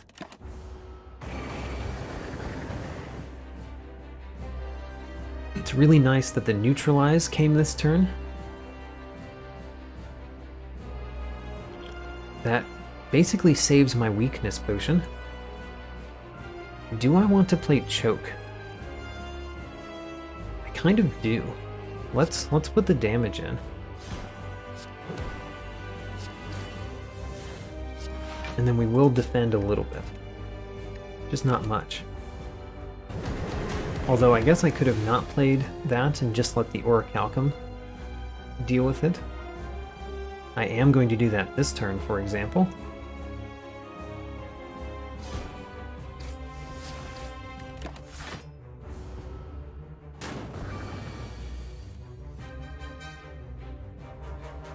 So, Neutralize, Shiv. Want to play Unload. Let's play the Survivor so we don't take any more damage. Not that it really matters, because we've won this fight quite well. Because of the burn, well, actually the Neutralize made it so that we block perfectly, although we could just play both defense. Save the Orichalcum some time. And Choke to victory.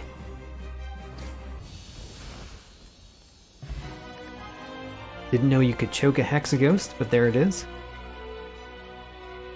Die is upgraded. Otherwise, Nightmare and Burst. Don't think Burst is doing anything for us. Die might be too many attacks, but really if I remove the strikes, then it's not. Let's take it. Okay. I think this is a good one for the Snecko Eye. Yeah. We have a Choke, we've got a Predator. We unfortunately have Neutralize and Terror. But Choke and Predator get the benefit from it. And the extra 2 cards each turn really helps. So let's go Snecko Eye. And we're into the city. Act 2. Still haven't taken any common cards. Yep. Haven't taken many cards yet. And we still have mostly our starter deck. I would like to change that this act.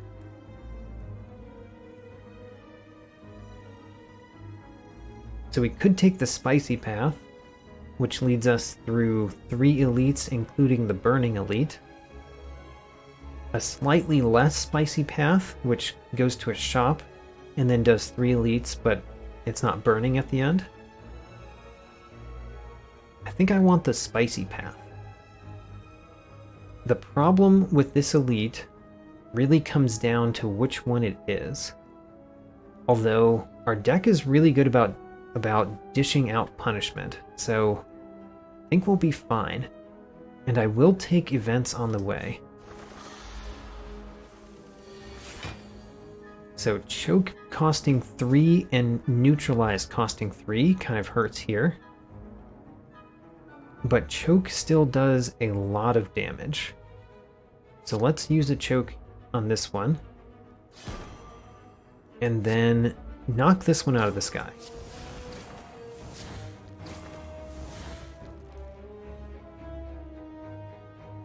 If we strike you, you die. Let's strike you. Great.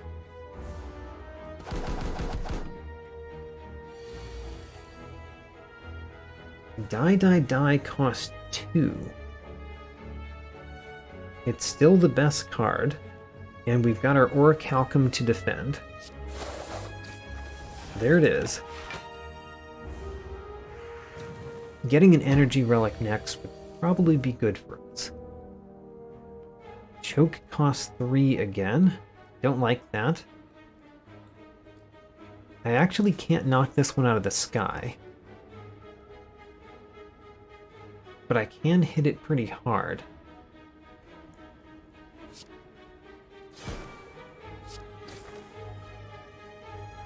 And then I could block for 10. It's better than 6.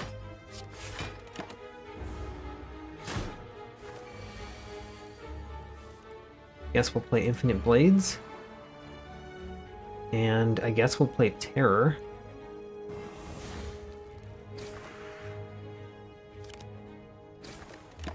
Alright, and we guarantee win next turn.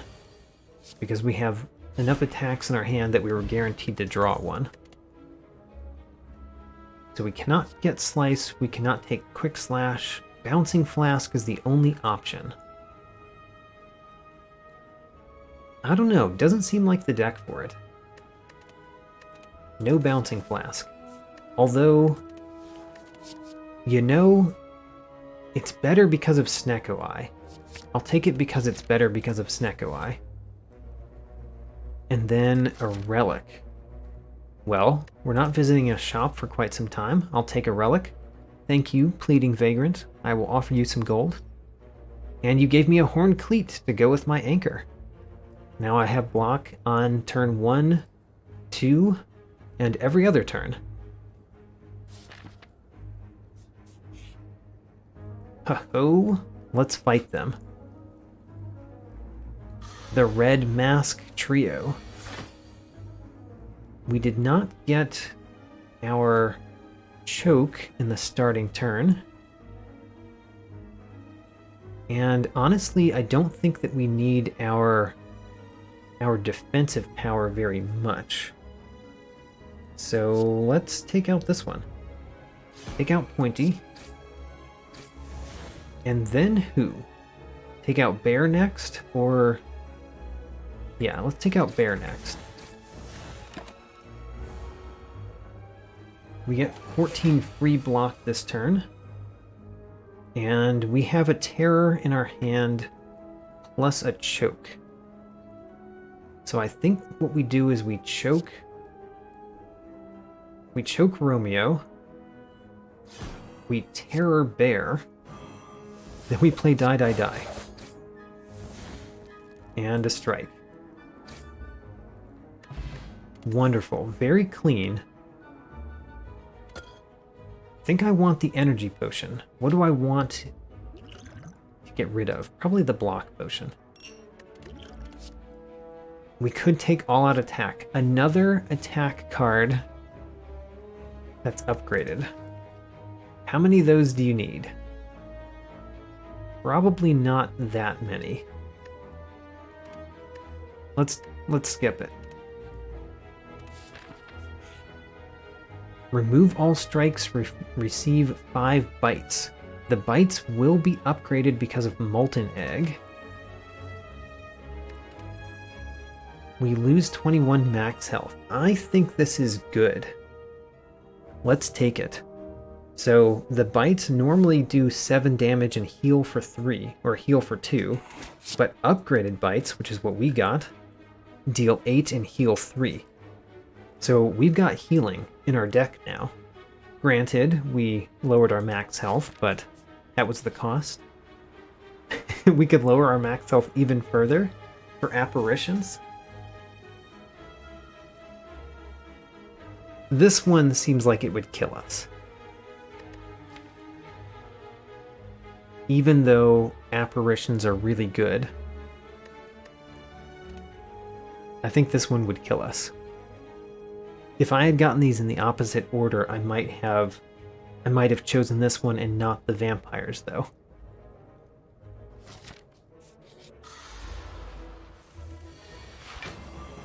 All right, who do we choke? We are choking this one. And then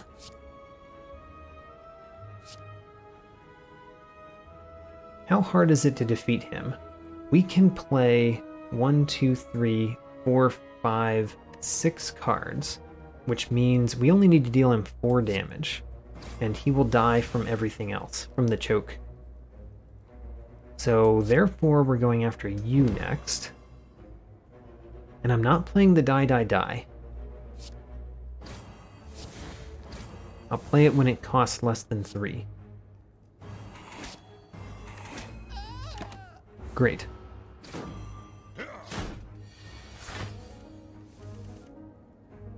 Now, we've got 2 free bites, 2 free defends.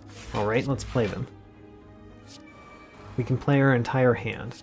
Don't think about it. Play your entire hand.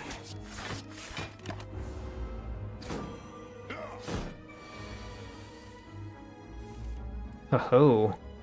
This hand is quite nice. Let's start with a terror here. And then we'll do both of the bites over here. That way the bouncing flask will go entirely on this one.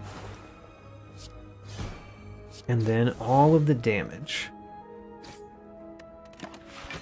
So it'd be nice to draw a bite next turn so that we can heal. There we go. Heal up to full. Ooh, a threaded needle. Even more passive block.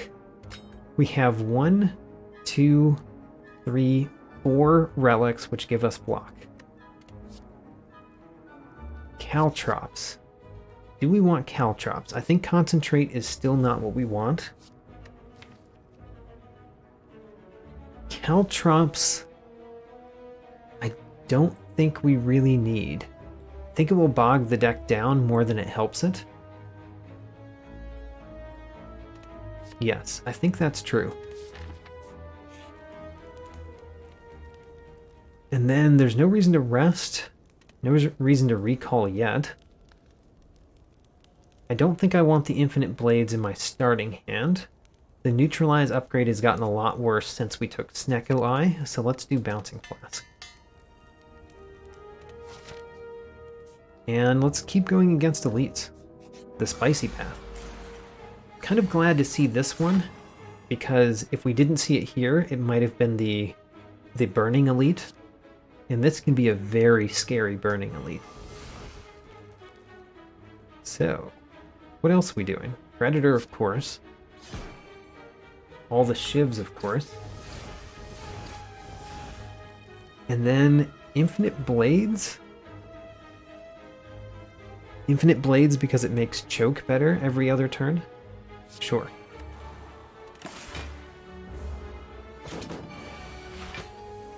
Now this turn we get 18 free block.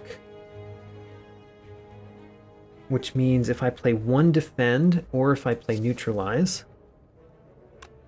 then we don't take any damage. Let's do the choke. Choke, shiv, defend because of the choke, and neutralize.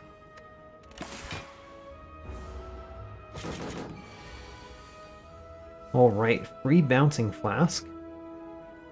This turn we get 10 free block, but if we play block of our own, then we lose 6 of it.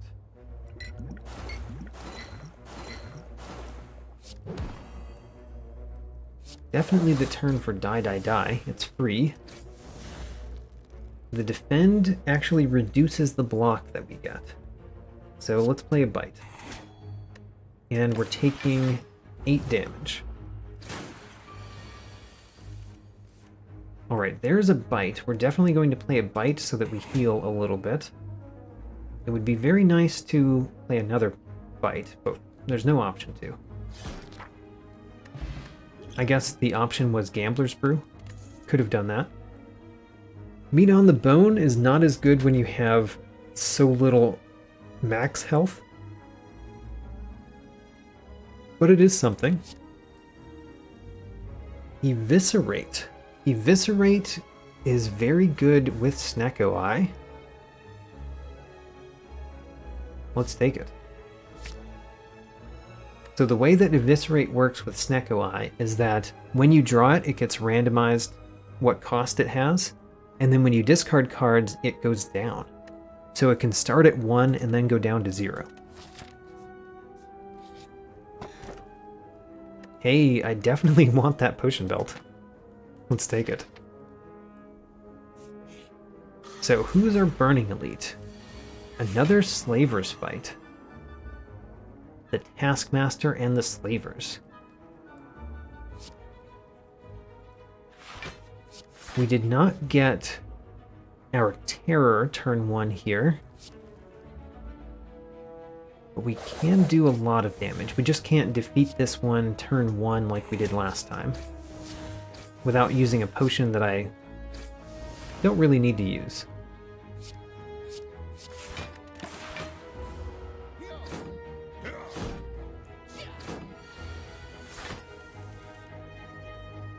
So, we got a free Eviscerate. 9 damage 3 times, that just takes you out.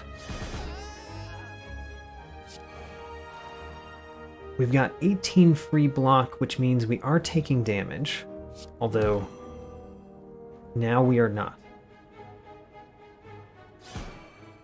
And then we can even heal up the damage we've taken so far.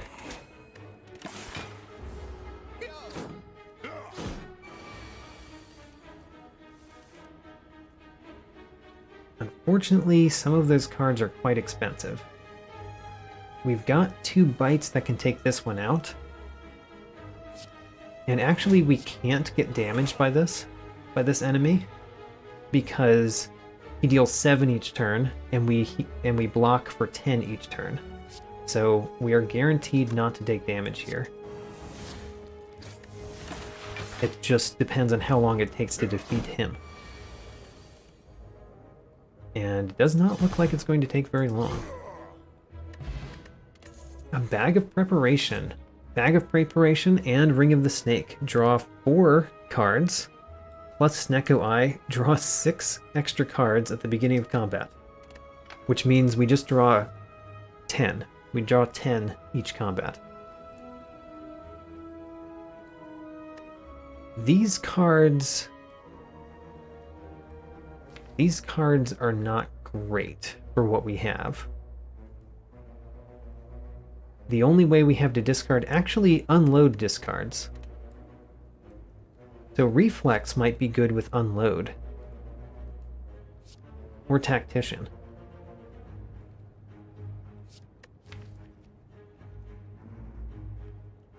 Especially because we draw extra cards every turn. But the unload might cost 3 to play.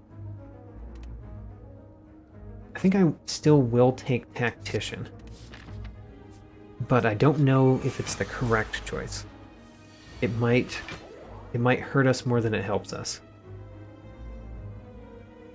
So here's where I can show off Eviscerate. So Eviscerate costs 2 right now. If I use Survivor, now it costs 1. That's how it interacts with Snecko Eye.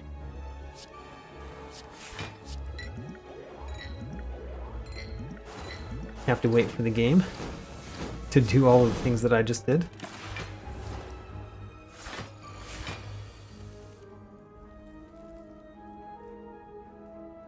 Choke is very good against this enemy because it ignores the block when dealing its damage.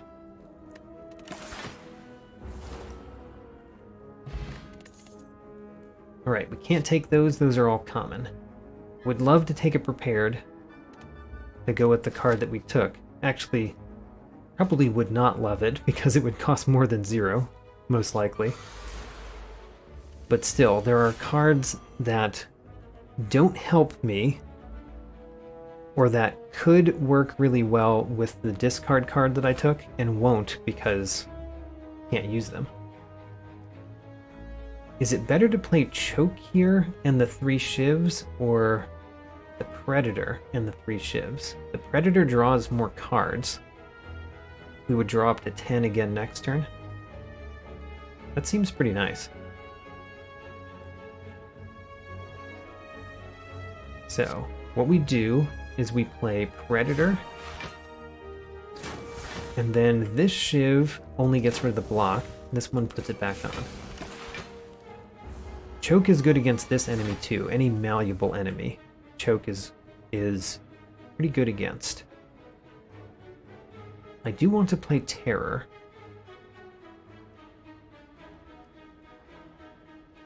I could forego the Terror to play Bouncing Flask. I guess either way I'm playing Bite and then Neutralize. And because I did that before playing Terror, I'm less likely to play Terror. Bouncing Flask.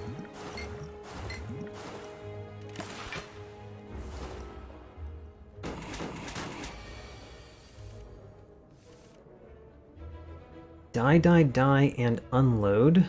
Deal 22 minus the 3. That's still most of the health.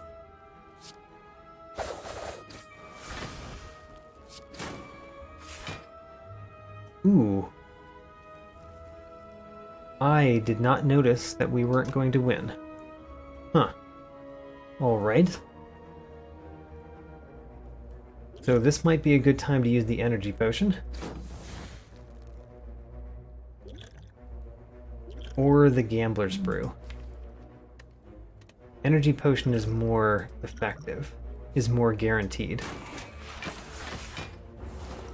Messed that turn up, but luckily we had a potion to fix it.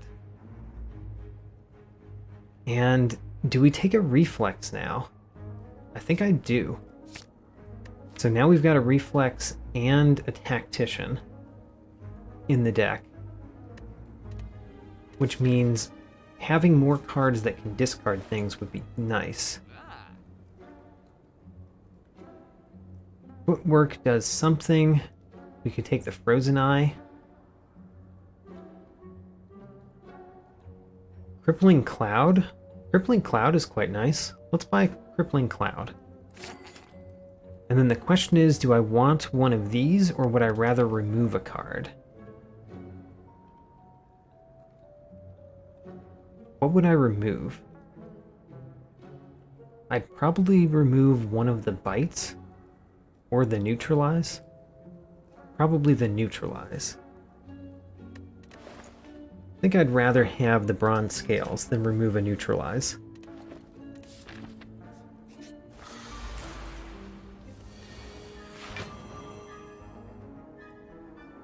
Alright.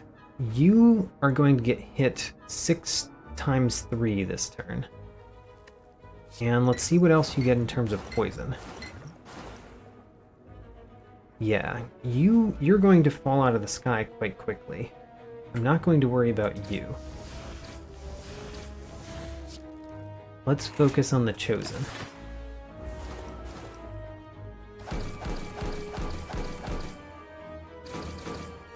In fact, the bird already dies. So, Chosen, it is your turn. You can die with the bird. And we get a power potion to add to our potion belt. Catalyst. So Fletchettes is pretty nice too, because of how many cards we draw each turn. The downside is that we actually don't have that many skills. So even though we draw a bunch of cards, not a whole lot of them would be skills. Catalyst basically makes the bouncing flask much better. I think I will take a Catalyst. That's really for bosses. I think our deck is extremely good at normal enemies, and it might not be that great at bosses. Guess we could upgrade the Catalyst to triple the enemy's poison.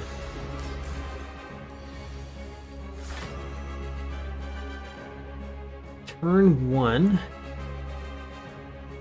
I guess we play Terror. Question is, do we play the Flex Potion? I think we do. Flex Potion.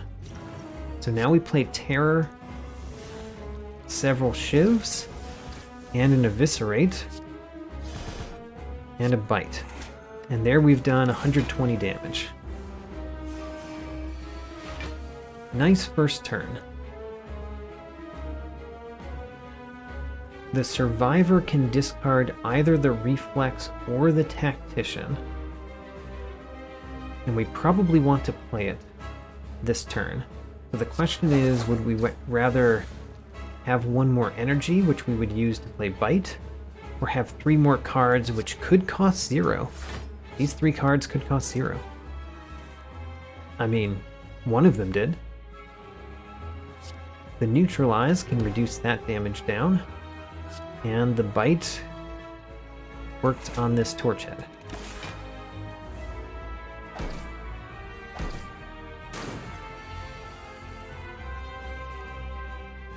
We got our Bouncing Flask, although I don't care to use it against these Torch Heads. Don't really want to play the Defend. We could play the Crippling Cloud. It would apply Weak. Yeah, I don't think I'm going to use my potions yet.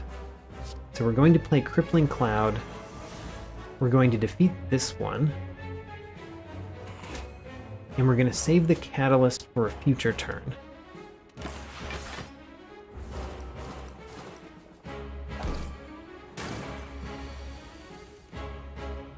Alright, we've got Choke.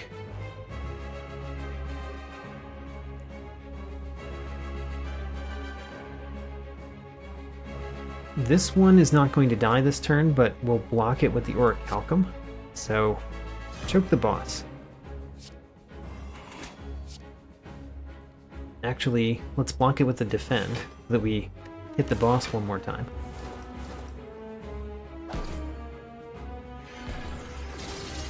Alright, here's where the danger of this battle comes in. And honestly, I feel just fine. We'll play the Bite here. That regains a little bit of health. We play Eviscerate on the boss. We play Infinite Blades. And then we consider, do I play one of my potions, particularly the Weak Potion? Or do I say, I'm almost certainly going to win next turn, so why bother? Let's say why bother? And then maybe we will discover that I was wrong. But it turns out I was right. We were going to win next turn.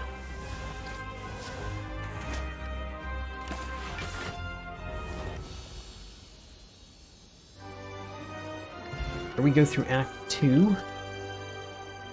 Could get Wraith Form. Could get Malaise. Both of those are quite decent options. Malaise is a little bit worse because we don't have any way to gain energy. Not really. But Malaise is always pretty good. The Wraith Form not costing 3 all the time, I think is quite good. Let's take the Wraith Form. Huh. So Wristblade. Wristblade works exactly as you would like it to with Snecko Eye. If Snecko Eye makes something cost 0, it will do 4 more damage. Wristblade especially works well with the Eviscerate in our deck. Ring of the Serpent changes it so we draw 1 additional card each turn, which is actually not a downside at all, because currently we draw 11 cards on the first turn and you can only hold 10. So this just means we draw more cards. I like that. And then the Runic Dome gives more energy. I said I wanted an energy relic, but I think I'm going to take a draw more cards relic, which with Snecko Eye is kind of like energy.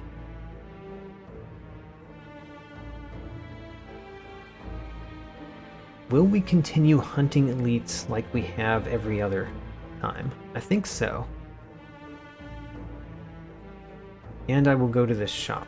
So let's go to this shop first, and then consider future things.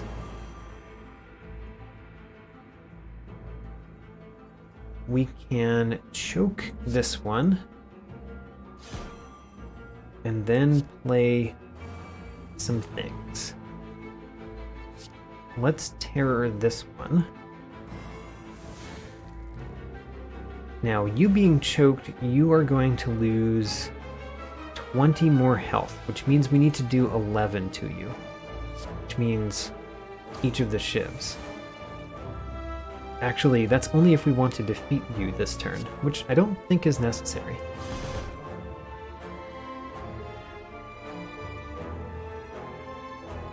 Yeah, not necessary. Let's do this. So we've got the outer 2 are close to death, and the inner 1 is perfectly fine. This defeats that one. Predator could defeat the one on the left, and then Bouncing Flask could do a whole bunch of damage to the remaining.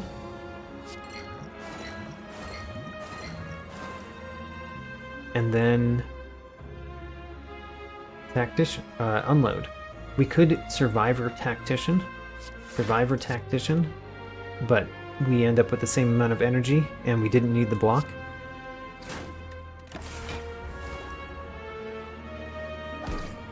Of course, Unload would have discarded it as well. So there's a Wraith Form if we need it. Looks like we do not need it.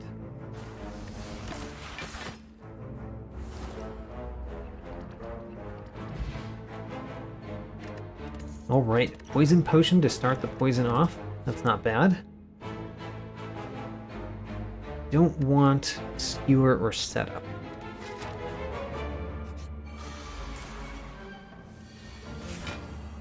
We drew Choke the first turn. That's usually a good sign, but it's less good. It's less good when you can't play any card other than the shivs with the choke. Maybe we play Predator instead so we draw more cards next turn. We would lose out on 7 damage doing that. I'm okay with that. Draw more cards.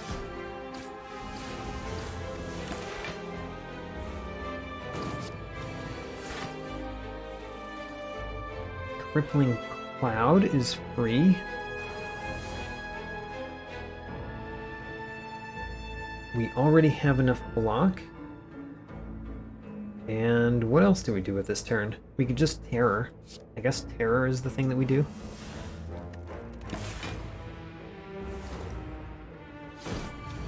Playing Terror for 3 still feels good. That tells you how good the card is. Caltrops still don't need. In fact, we got a Bronze Scales.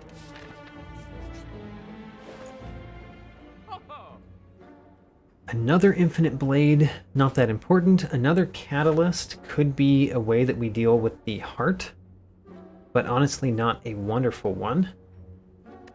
If we were to remove a card, I would remove a Defend.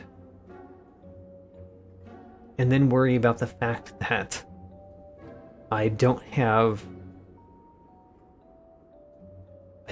defense. I guess I have Wraith Form. I'm still going to remove a Defend. Goodbye, Defend. And then what are we doing here at this juncture? If I go Elite Hunting, it's probably this way. Yeah, let's go Elite Hunting. And therefore, do I want more events or more enemies? More events. Ho-ho, very nice. So we get to add 3 colorless cards to our deck, and losing 10 health doesn't hurt much when you have ways to gain the health back in your deck. So, colorless cards. There is a Flash of Steel there. There's also a Panache. Panache is not as good when you have Snecko Eye. Same with Flash of Steel. All of those also cost 0. They're not terrible though. Dark Shackles in particular could be very good against the heart, for example. And Hand of Greed. Hand of Greed I will take. Will I take a Dark Shackles? Yes. I don't think any of these are good enough when they don't cost 0. Triumph.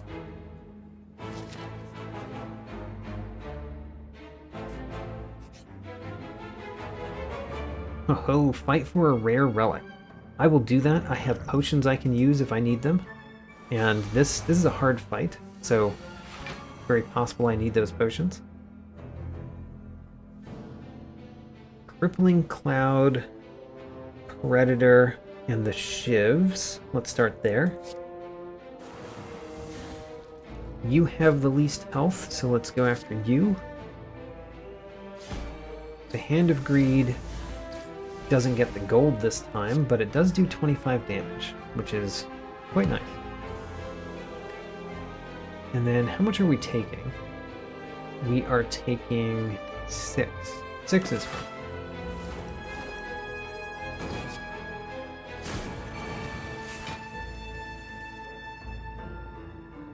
Die costs 3, unfortunately. But we can do a Terror and a Survivor and an Eviscerate. I like that. In fact, we can do Terror... Okay. How good is this? The Eviscerate takes this guy out on his own. So let's put the Terror here. We can play the Survivor to make the Eviscerate cost less and gain some block.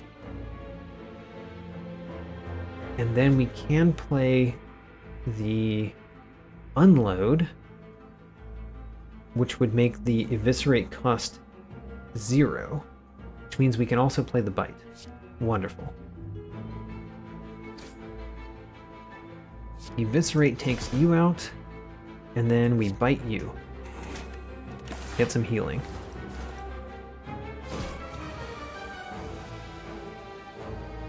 I see Choke. I see Wraith Form, which might be important. Because we're not winning this turn. We're not winning this turn, right? Choke deals 18. Bites do 12. So we are winning this turn. Okay, never mind.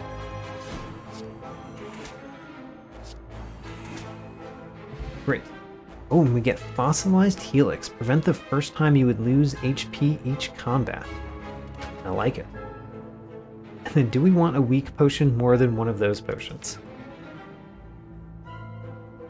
I mean, do you really need 2 weak potions, though? I think you only need 1 weak potion. Heal Hook. Heal Hook draws a card, deals some damage.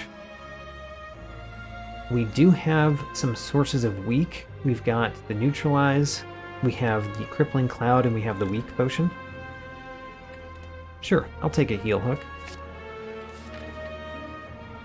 That still did not incentivize me to take a second weak potion, though. And hello, Mr. Giant Head. I believe we will crush you this particular go. Yeah, looks like we're going to crush you. So let's go.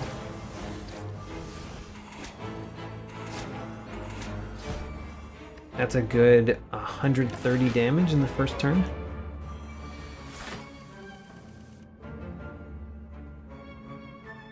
We could play Survivor to discard Reflex to draw more cards. I think that's good. The Dark Shackles is going to not be great in this one, so I'm just going to get rid of it so we can make space in our hand. Survivor, discard the Reflex, draw 3 cards. Glad we drew those now instead of next turn, I guess. So, fight, die, and eviscerate.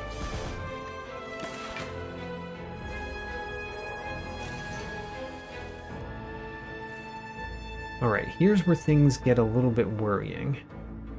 Especially because of this hand.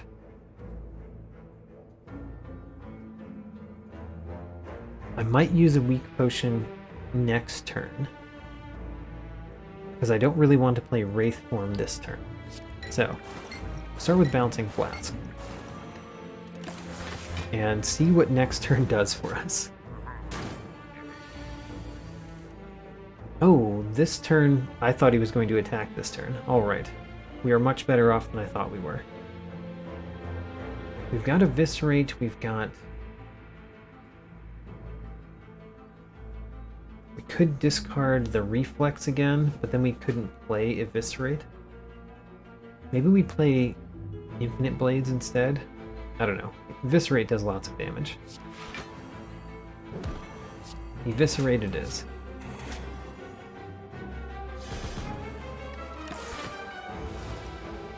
And this turn, we start to be scared about what's happening.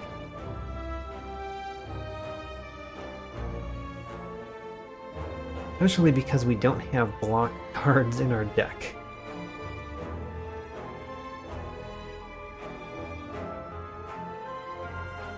We do have a Neutralize in hand. We also have Crippling Cloud in hand. Crippling Cloud, Hand of Greed, I think is my play. That reduces the damage by 10 and deals 30 damage. And then now we have to start winning this fight. So, there's several things that are pretty nice here. Let's start with Heal Hook. Actually, let's start with Infinite Blades, and then Heal Hook. And then a Defend.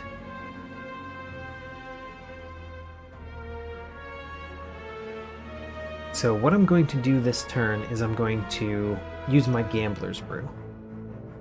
But I will play the Defend, I think. No, I will not. We will discard the Defend. The Tactician, the Survivor, both defends. We will keep the Catalyst and the Bites. And we did get a 0-cost Wraith Form, which means I think this battle is won. Wraith Form, Bouncing Flask, Catalyst.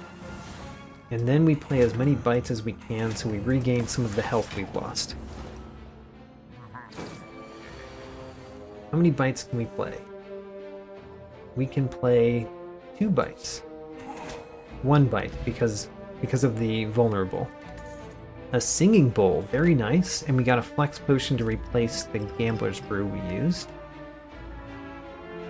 Don't want those cards, but now we can gain max health, which is very nice when we're that low on max health. And do we want to recall here or smith? Smithing tactician is kind of nice. Smithing wraith form allows the intangible to go 3 turns. I think that's important.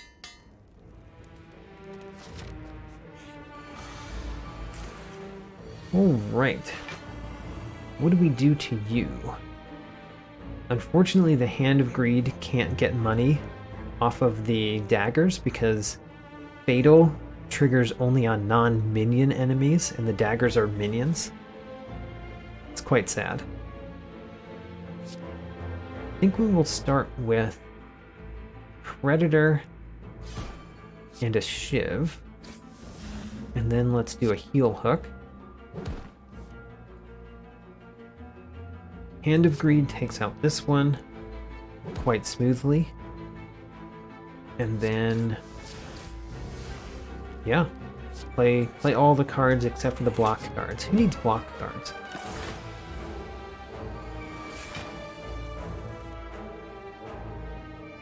Terror costs 0, like it's supposed to cost. And then die. And Crippling Cloud.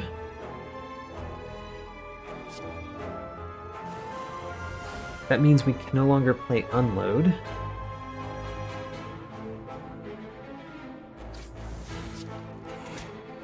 And I don't think there's any reason to do Catalyst this early. Yeah, we'll play Catalyst the next time around, maybe. Okay, here's where we might play Wraith Form. Yes, I think we're going to do Choke, Wraith Form, and then a bunch of things. So Choke, Wraith Form, and then all of the cards.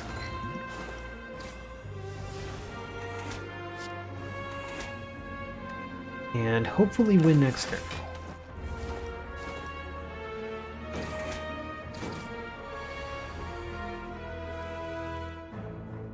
It looks like we win this turn. And I can even position it so we win with Hand of Greed. Great, got a little bit of money out of that. Blue Candle, not the most important thing for us. Gambler's Brew is probably better than one of these, the Speed Potion.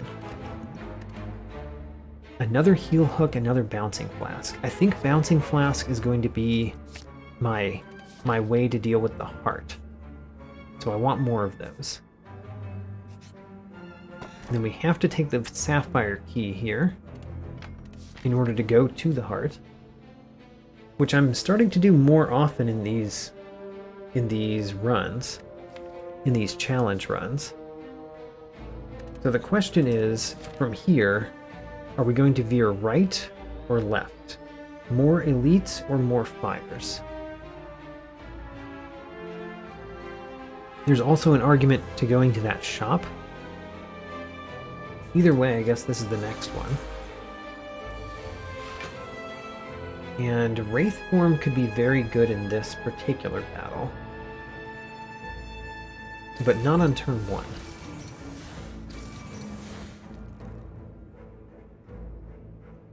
Let's play Heel Hook, I think. Heel Hook and then Bouncing Flask. Yeah. Our Fossilized Helix is very good in this fight because we're probably going to take 1 hit that we can't block. And that will take care of that one. Will it be this one right here? It looks like the best option I have is Terror Survivor Bouncing Flask? Let's do that.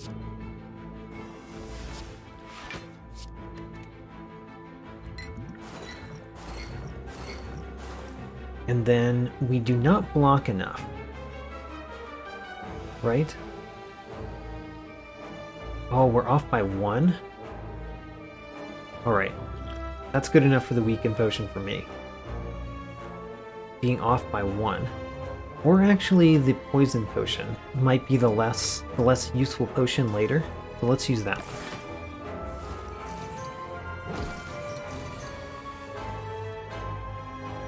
That may have saved us quite a lot of health. Hard to tell. Choke, Crippling Cloud, Catalyst. And then now I think that we could have not played that potion and been just fine. But only because that turn was as good as it was. Yeah, this is now a 1 battle. In fact, the Wraith form can make it ridiculously 1. Alright, well, unfortunately we used a potion we didn't need to use, but I think it was still the correct decision at the time.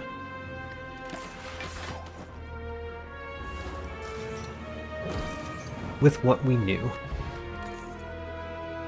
Still don't care for our flechettes, do not want a second reflex. Acrobatics is common, so we can't take it. And then, more upgrades or more elites? I think more elites. We always run the risk of having to take the red key and having very little health, though. Am I concerned about that? Not particularly.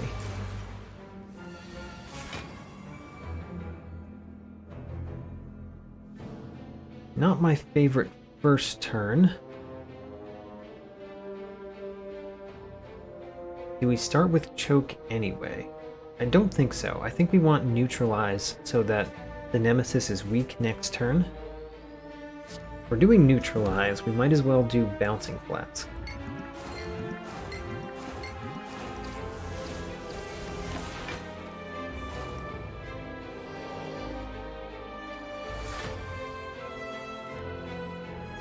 And then Crippling Cloud or Bouncing Flask? Crippling Cloud extends the weakness. Bouncing Flask makes it so that the poison is much higher. Let's do Bouncing Flask.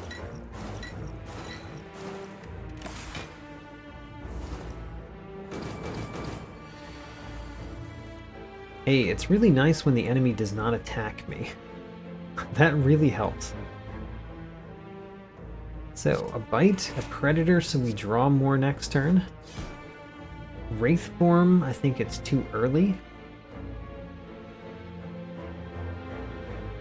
Is it too early? I think it's too early. Not knowing what's going to happen next turn makes me a little bit worried, though. Well, this turn is not going to be my favorite. I think we play Terror and we're done. Terror and we're done. Which means we're taking 14 damage. That's not too bad.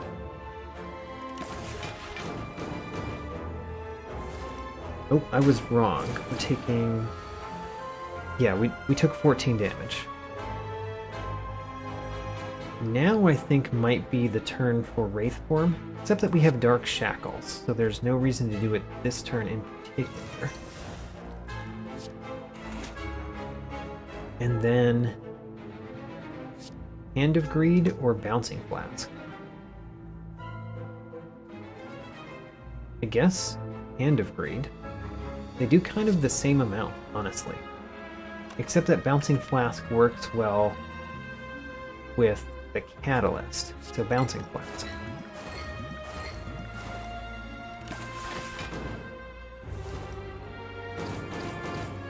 They did the same amount because it did 12 damage this last turn. It's going to do 1 damage for the poison this turn. Actually, not 1 damage. It's going to do 12 next turn, though. However, we got Catalyst, which means we win next turn no matter what. And that means we just want to play Bites so that we regain health. We drew no Bites.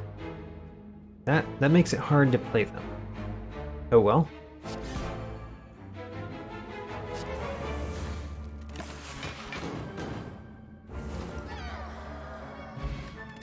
Strike Dummy.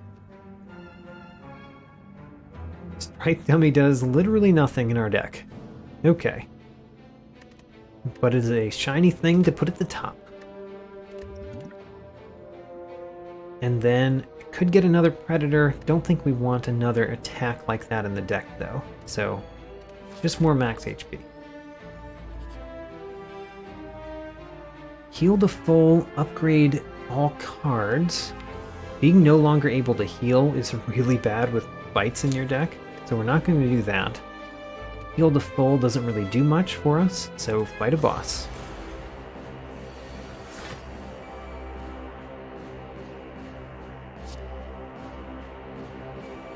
You are going to do a lot of damage next turn.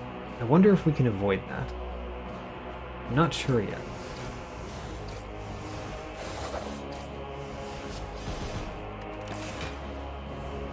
We do get block this turn. We don't get enough block, but we get block.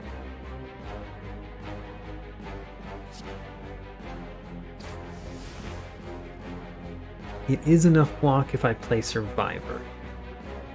Should have played Terror first, by the way. That was a mistake.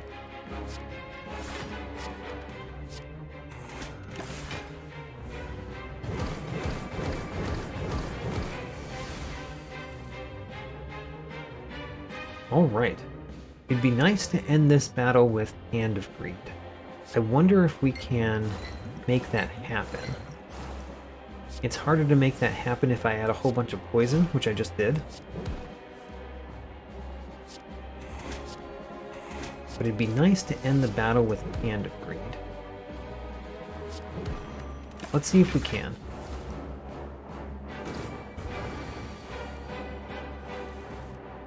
Ooh, we got Hand of Greed. How about that? Get more money. And we got a shovel. We can now dig for relics at rest sites. There's not many rest sites left. Alchemize. Don't think I want an Alchemize. I mean, why wouldn't you? Because we only have 3 energy? So... still going elites. Going elite hunting. We drew Die, and Choke. I want to choke the main enemy. And then of course we play Die. Maybe we play Heel Hook first. Heel Hook on one of these. And unfortunately Terror costs 2, so I'm not going to play it.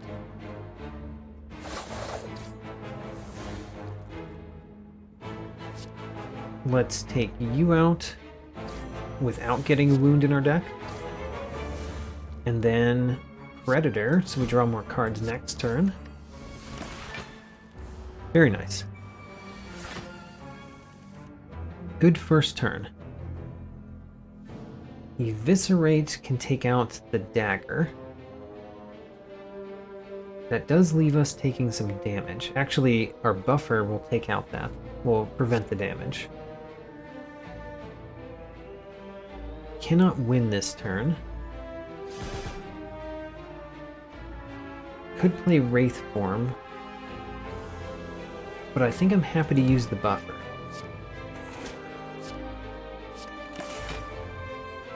$65 damage. It doesn't seem like something our deck has a hard time of pulling off. And it could be through a bunch of poison. What's our next card?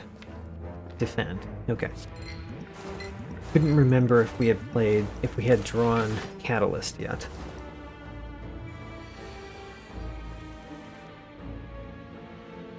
Okay. Question. Is there a way for me to try to win this battle with Hand of Greed without taking too much damage? If so, we would Dark Shackles you. And that would take out... That would reduce you down to 7 times 2, which is 14.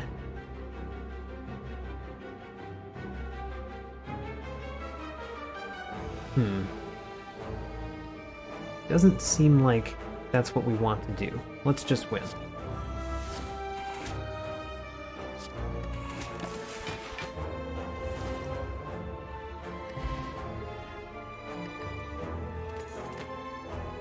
Nunchaku is nice. We do play a lot of attacks in this deck. We could get a third Bouncing Flask. Third Bouncing Flask? Let's take it. Oh, and we get a shop anyway. With a membership card. Membership card, we get a discount. We could buy Secret Technique.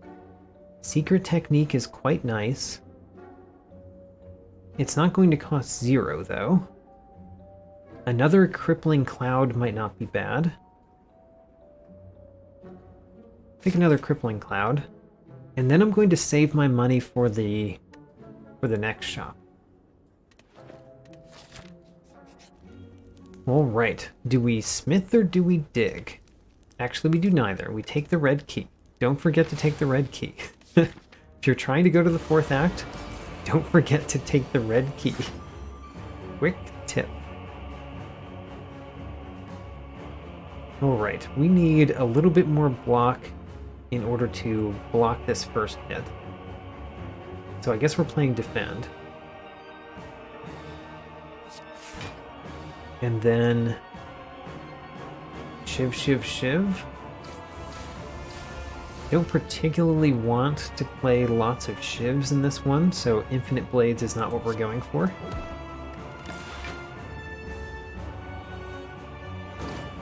I'm just blithely not using my potions.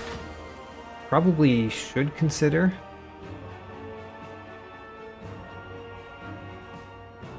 But honestly, I think we're doing just fine. Put some terror on.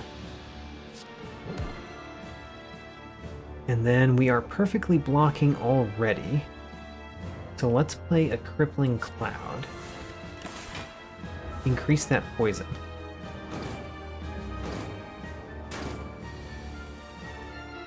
Okay, 24 damage. Unfortunately, this one, there's no way for us to avoid the damage. Aside from the buffer that we have. So we're using our buffer.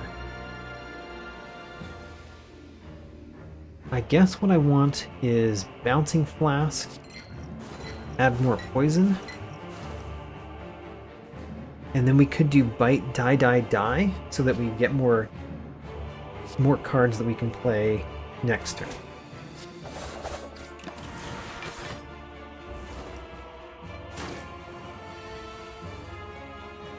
So there's the Wraith form. Is it time to play Wraith form? Maybe. Maybe it is.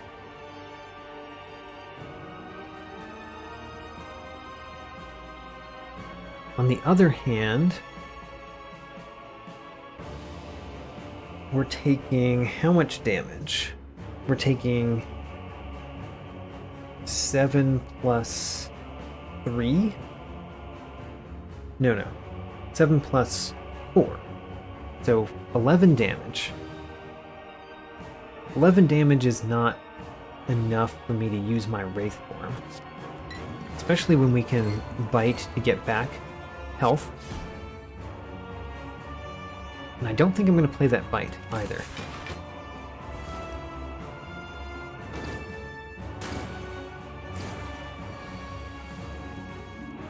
So you are not below half. Interesting. Interesting. So, if you are not yet below half, you are not healing this turn, which means you're going to heal next turn guaranteed.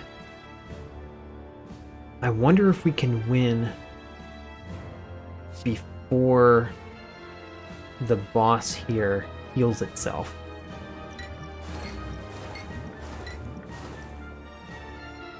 We might be able to. So we play Unload, and then we play Eviscerate.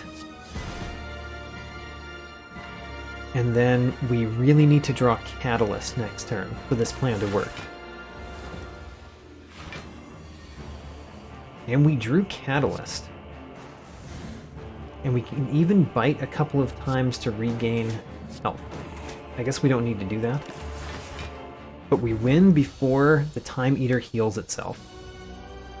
Alright, we've won Act 3 without ever having a common card in our deck on Ascension 5 with the Silent. Very nice. That does win the challenge, but we're going on, because I think we can win against the Heart too. Let's try it.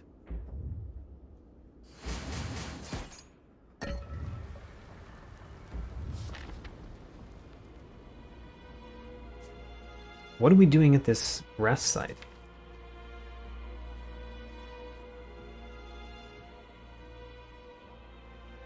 Are we upgrading anything? It'd be nice to upgrade that Tactician, but I think I would rather have a relic. An ink bottle. Hey, that's a pretty nice relic. And then we have our membership card. What are we doing with our membership card here?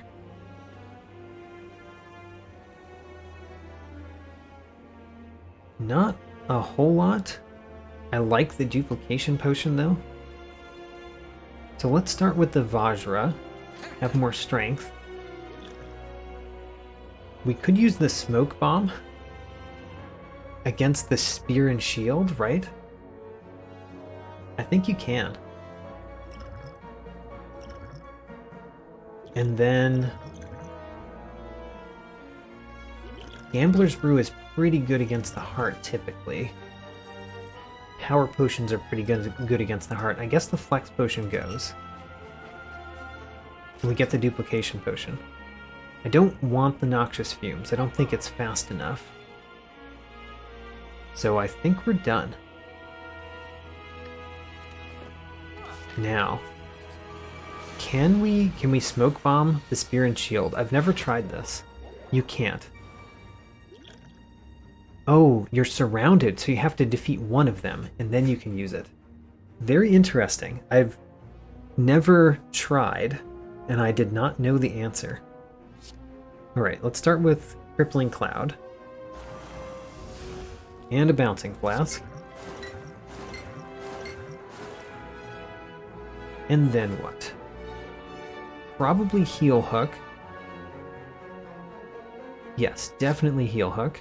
We've got plenty of energy this turn. Another Bouncing Flask. Seems good. And then we can Catalyst one of them. Let's Catalyst... I'm kind of sad that I am taking damage here. I'm taking 8 damage right now. But if I turn around, I will be taking less damage. Let's turn around. Because now this gets blocked. And then this one hits the what is it called? The buffer. And then we get 6 damage. So you've got 48. So if we do that and that, you still don't die. Is that true? Because you take 3 when you hit us. So you'd be at 97.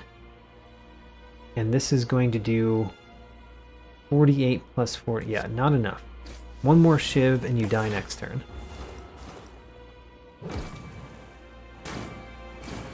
Great. Now, we Wraith form. Great time to Wraith form.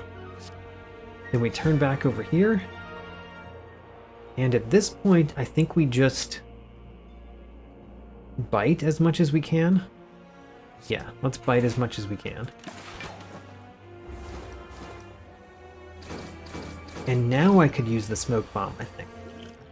Yeah, throw is now an option. However, now that we're this far into the fight, there's kind of no reason to throw it. Which I guess is why people don't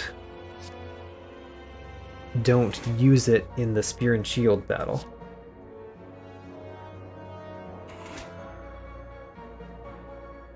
So, Hand of Greed does 37. Yeah, there we go. Got some money. Not that you can do anything with money at this point, but we got it. And let's discard our Smoke Bomb and take an Energy Potion, as well as an Energy Relic, the Happy Flower. Last chance to get an Eviscerate. Another Eviscerate. Do I like my Eviscerate enough that I want 2? Not really. I think our plan for the heart is Bouncing Flask. So the main problem is living. Living long enough to do that.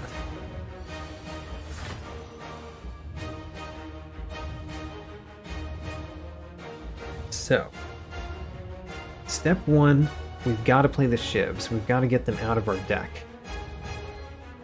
I would also love to play the Terror.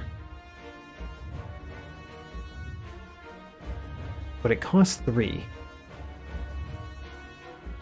And then we're going to play a Power Potion. So, Shiv, Shiv, Shiv, Shiv, get them out of the deck. Play a Neutralize so that the heart remains weak. Play Bouncing Flask, do not play Infinite Blades. Let's put out a power at this point. 1,000 Cuts, Tools of the Trade. Tools of the Trade is actually very good for our deck. And then Bouncing Flask. Do we want to use the Energy Potion to play the other Bouncing Flask? Not really. We'll have other reasons to play that Energy Potion.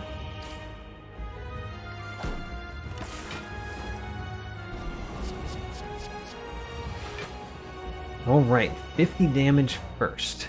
The question is, can we avoid it? We can with the Wraith form, which is something we could do. But I kind of want the Wraith form for later.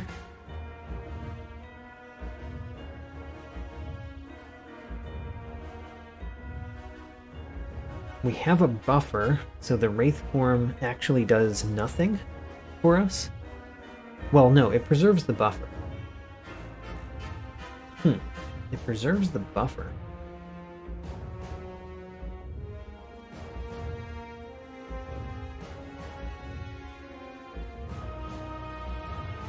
Do I want to Wraith form? I don't think it's important yet. I think we use the buffer this turn, and then next turn we take very little because the heart will be weak.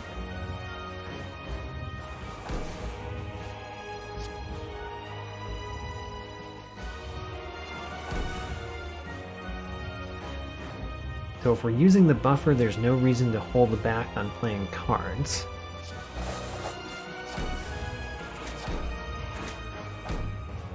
except for that. I could have not played that last one.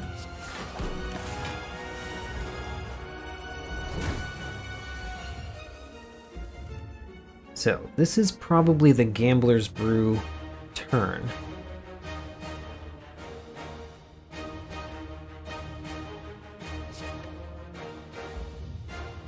Yes. This is the Gambler's Brew turn. We don't care about choke. Dark Shackles stops a bunch of damage. Do we keep the Dark Shackles?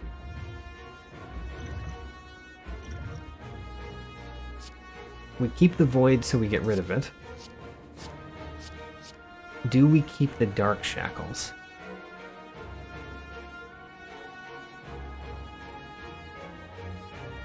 I guess I do.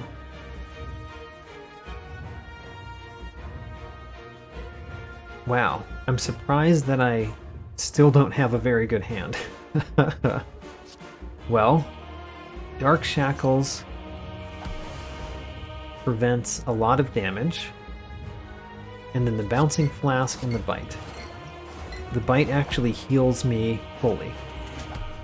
Oh, actually, it goes the wrong way. It heals you first, and then you get damaged.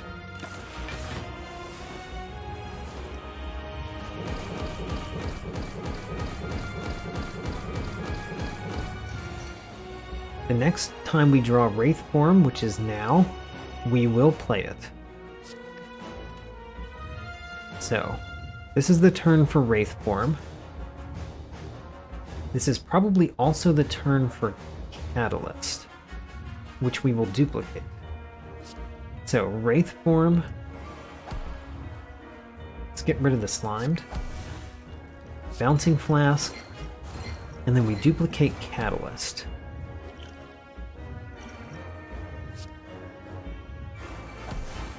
There. Now I think we just win against the heart.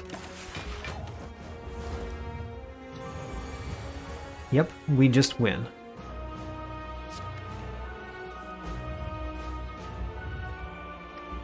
End turn. And we win. On Ascension 3, or sorry, 3, on Ascension 5, with the Silent, without ever having a common card in our deck.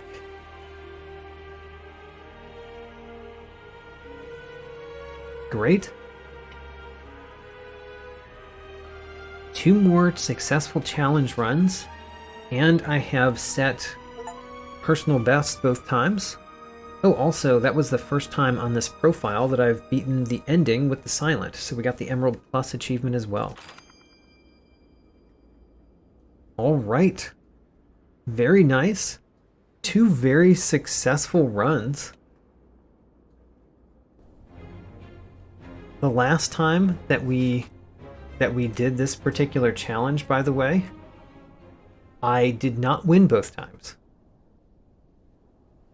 In this challenge, I died with the Ironclad on Ascension 2, but we won with the Watcher.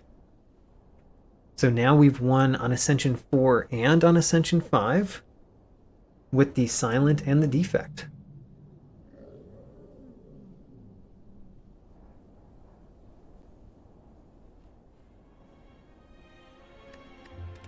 And just out of curiosity, how are we doing on these? We've never won against the Heart with the Ironclad on this profile.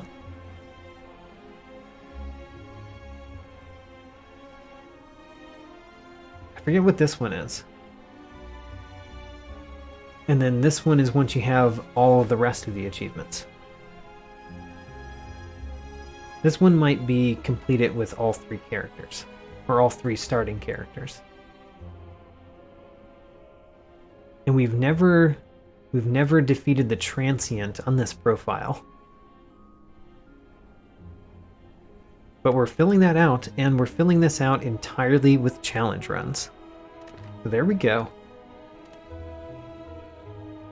Alright, that's it for the stream today. I think this one was very successful. Thanks for coming. And I'll see you next time with another challenge run. And we'll keep going up ascension levels and setting personal bests, hopefully.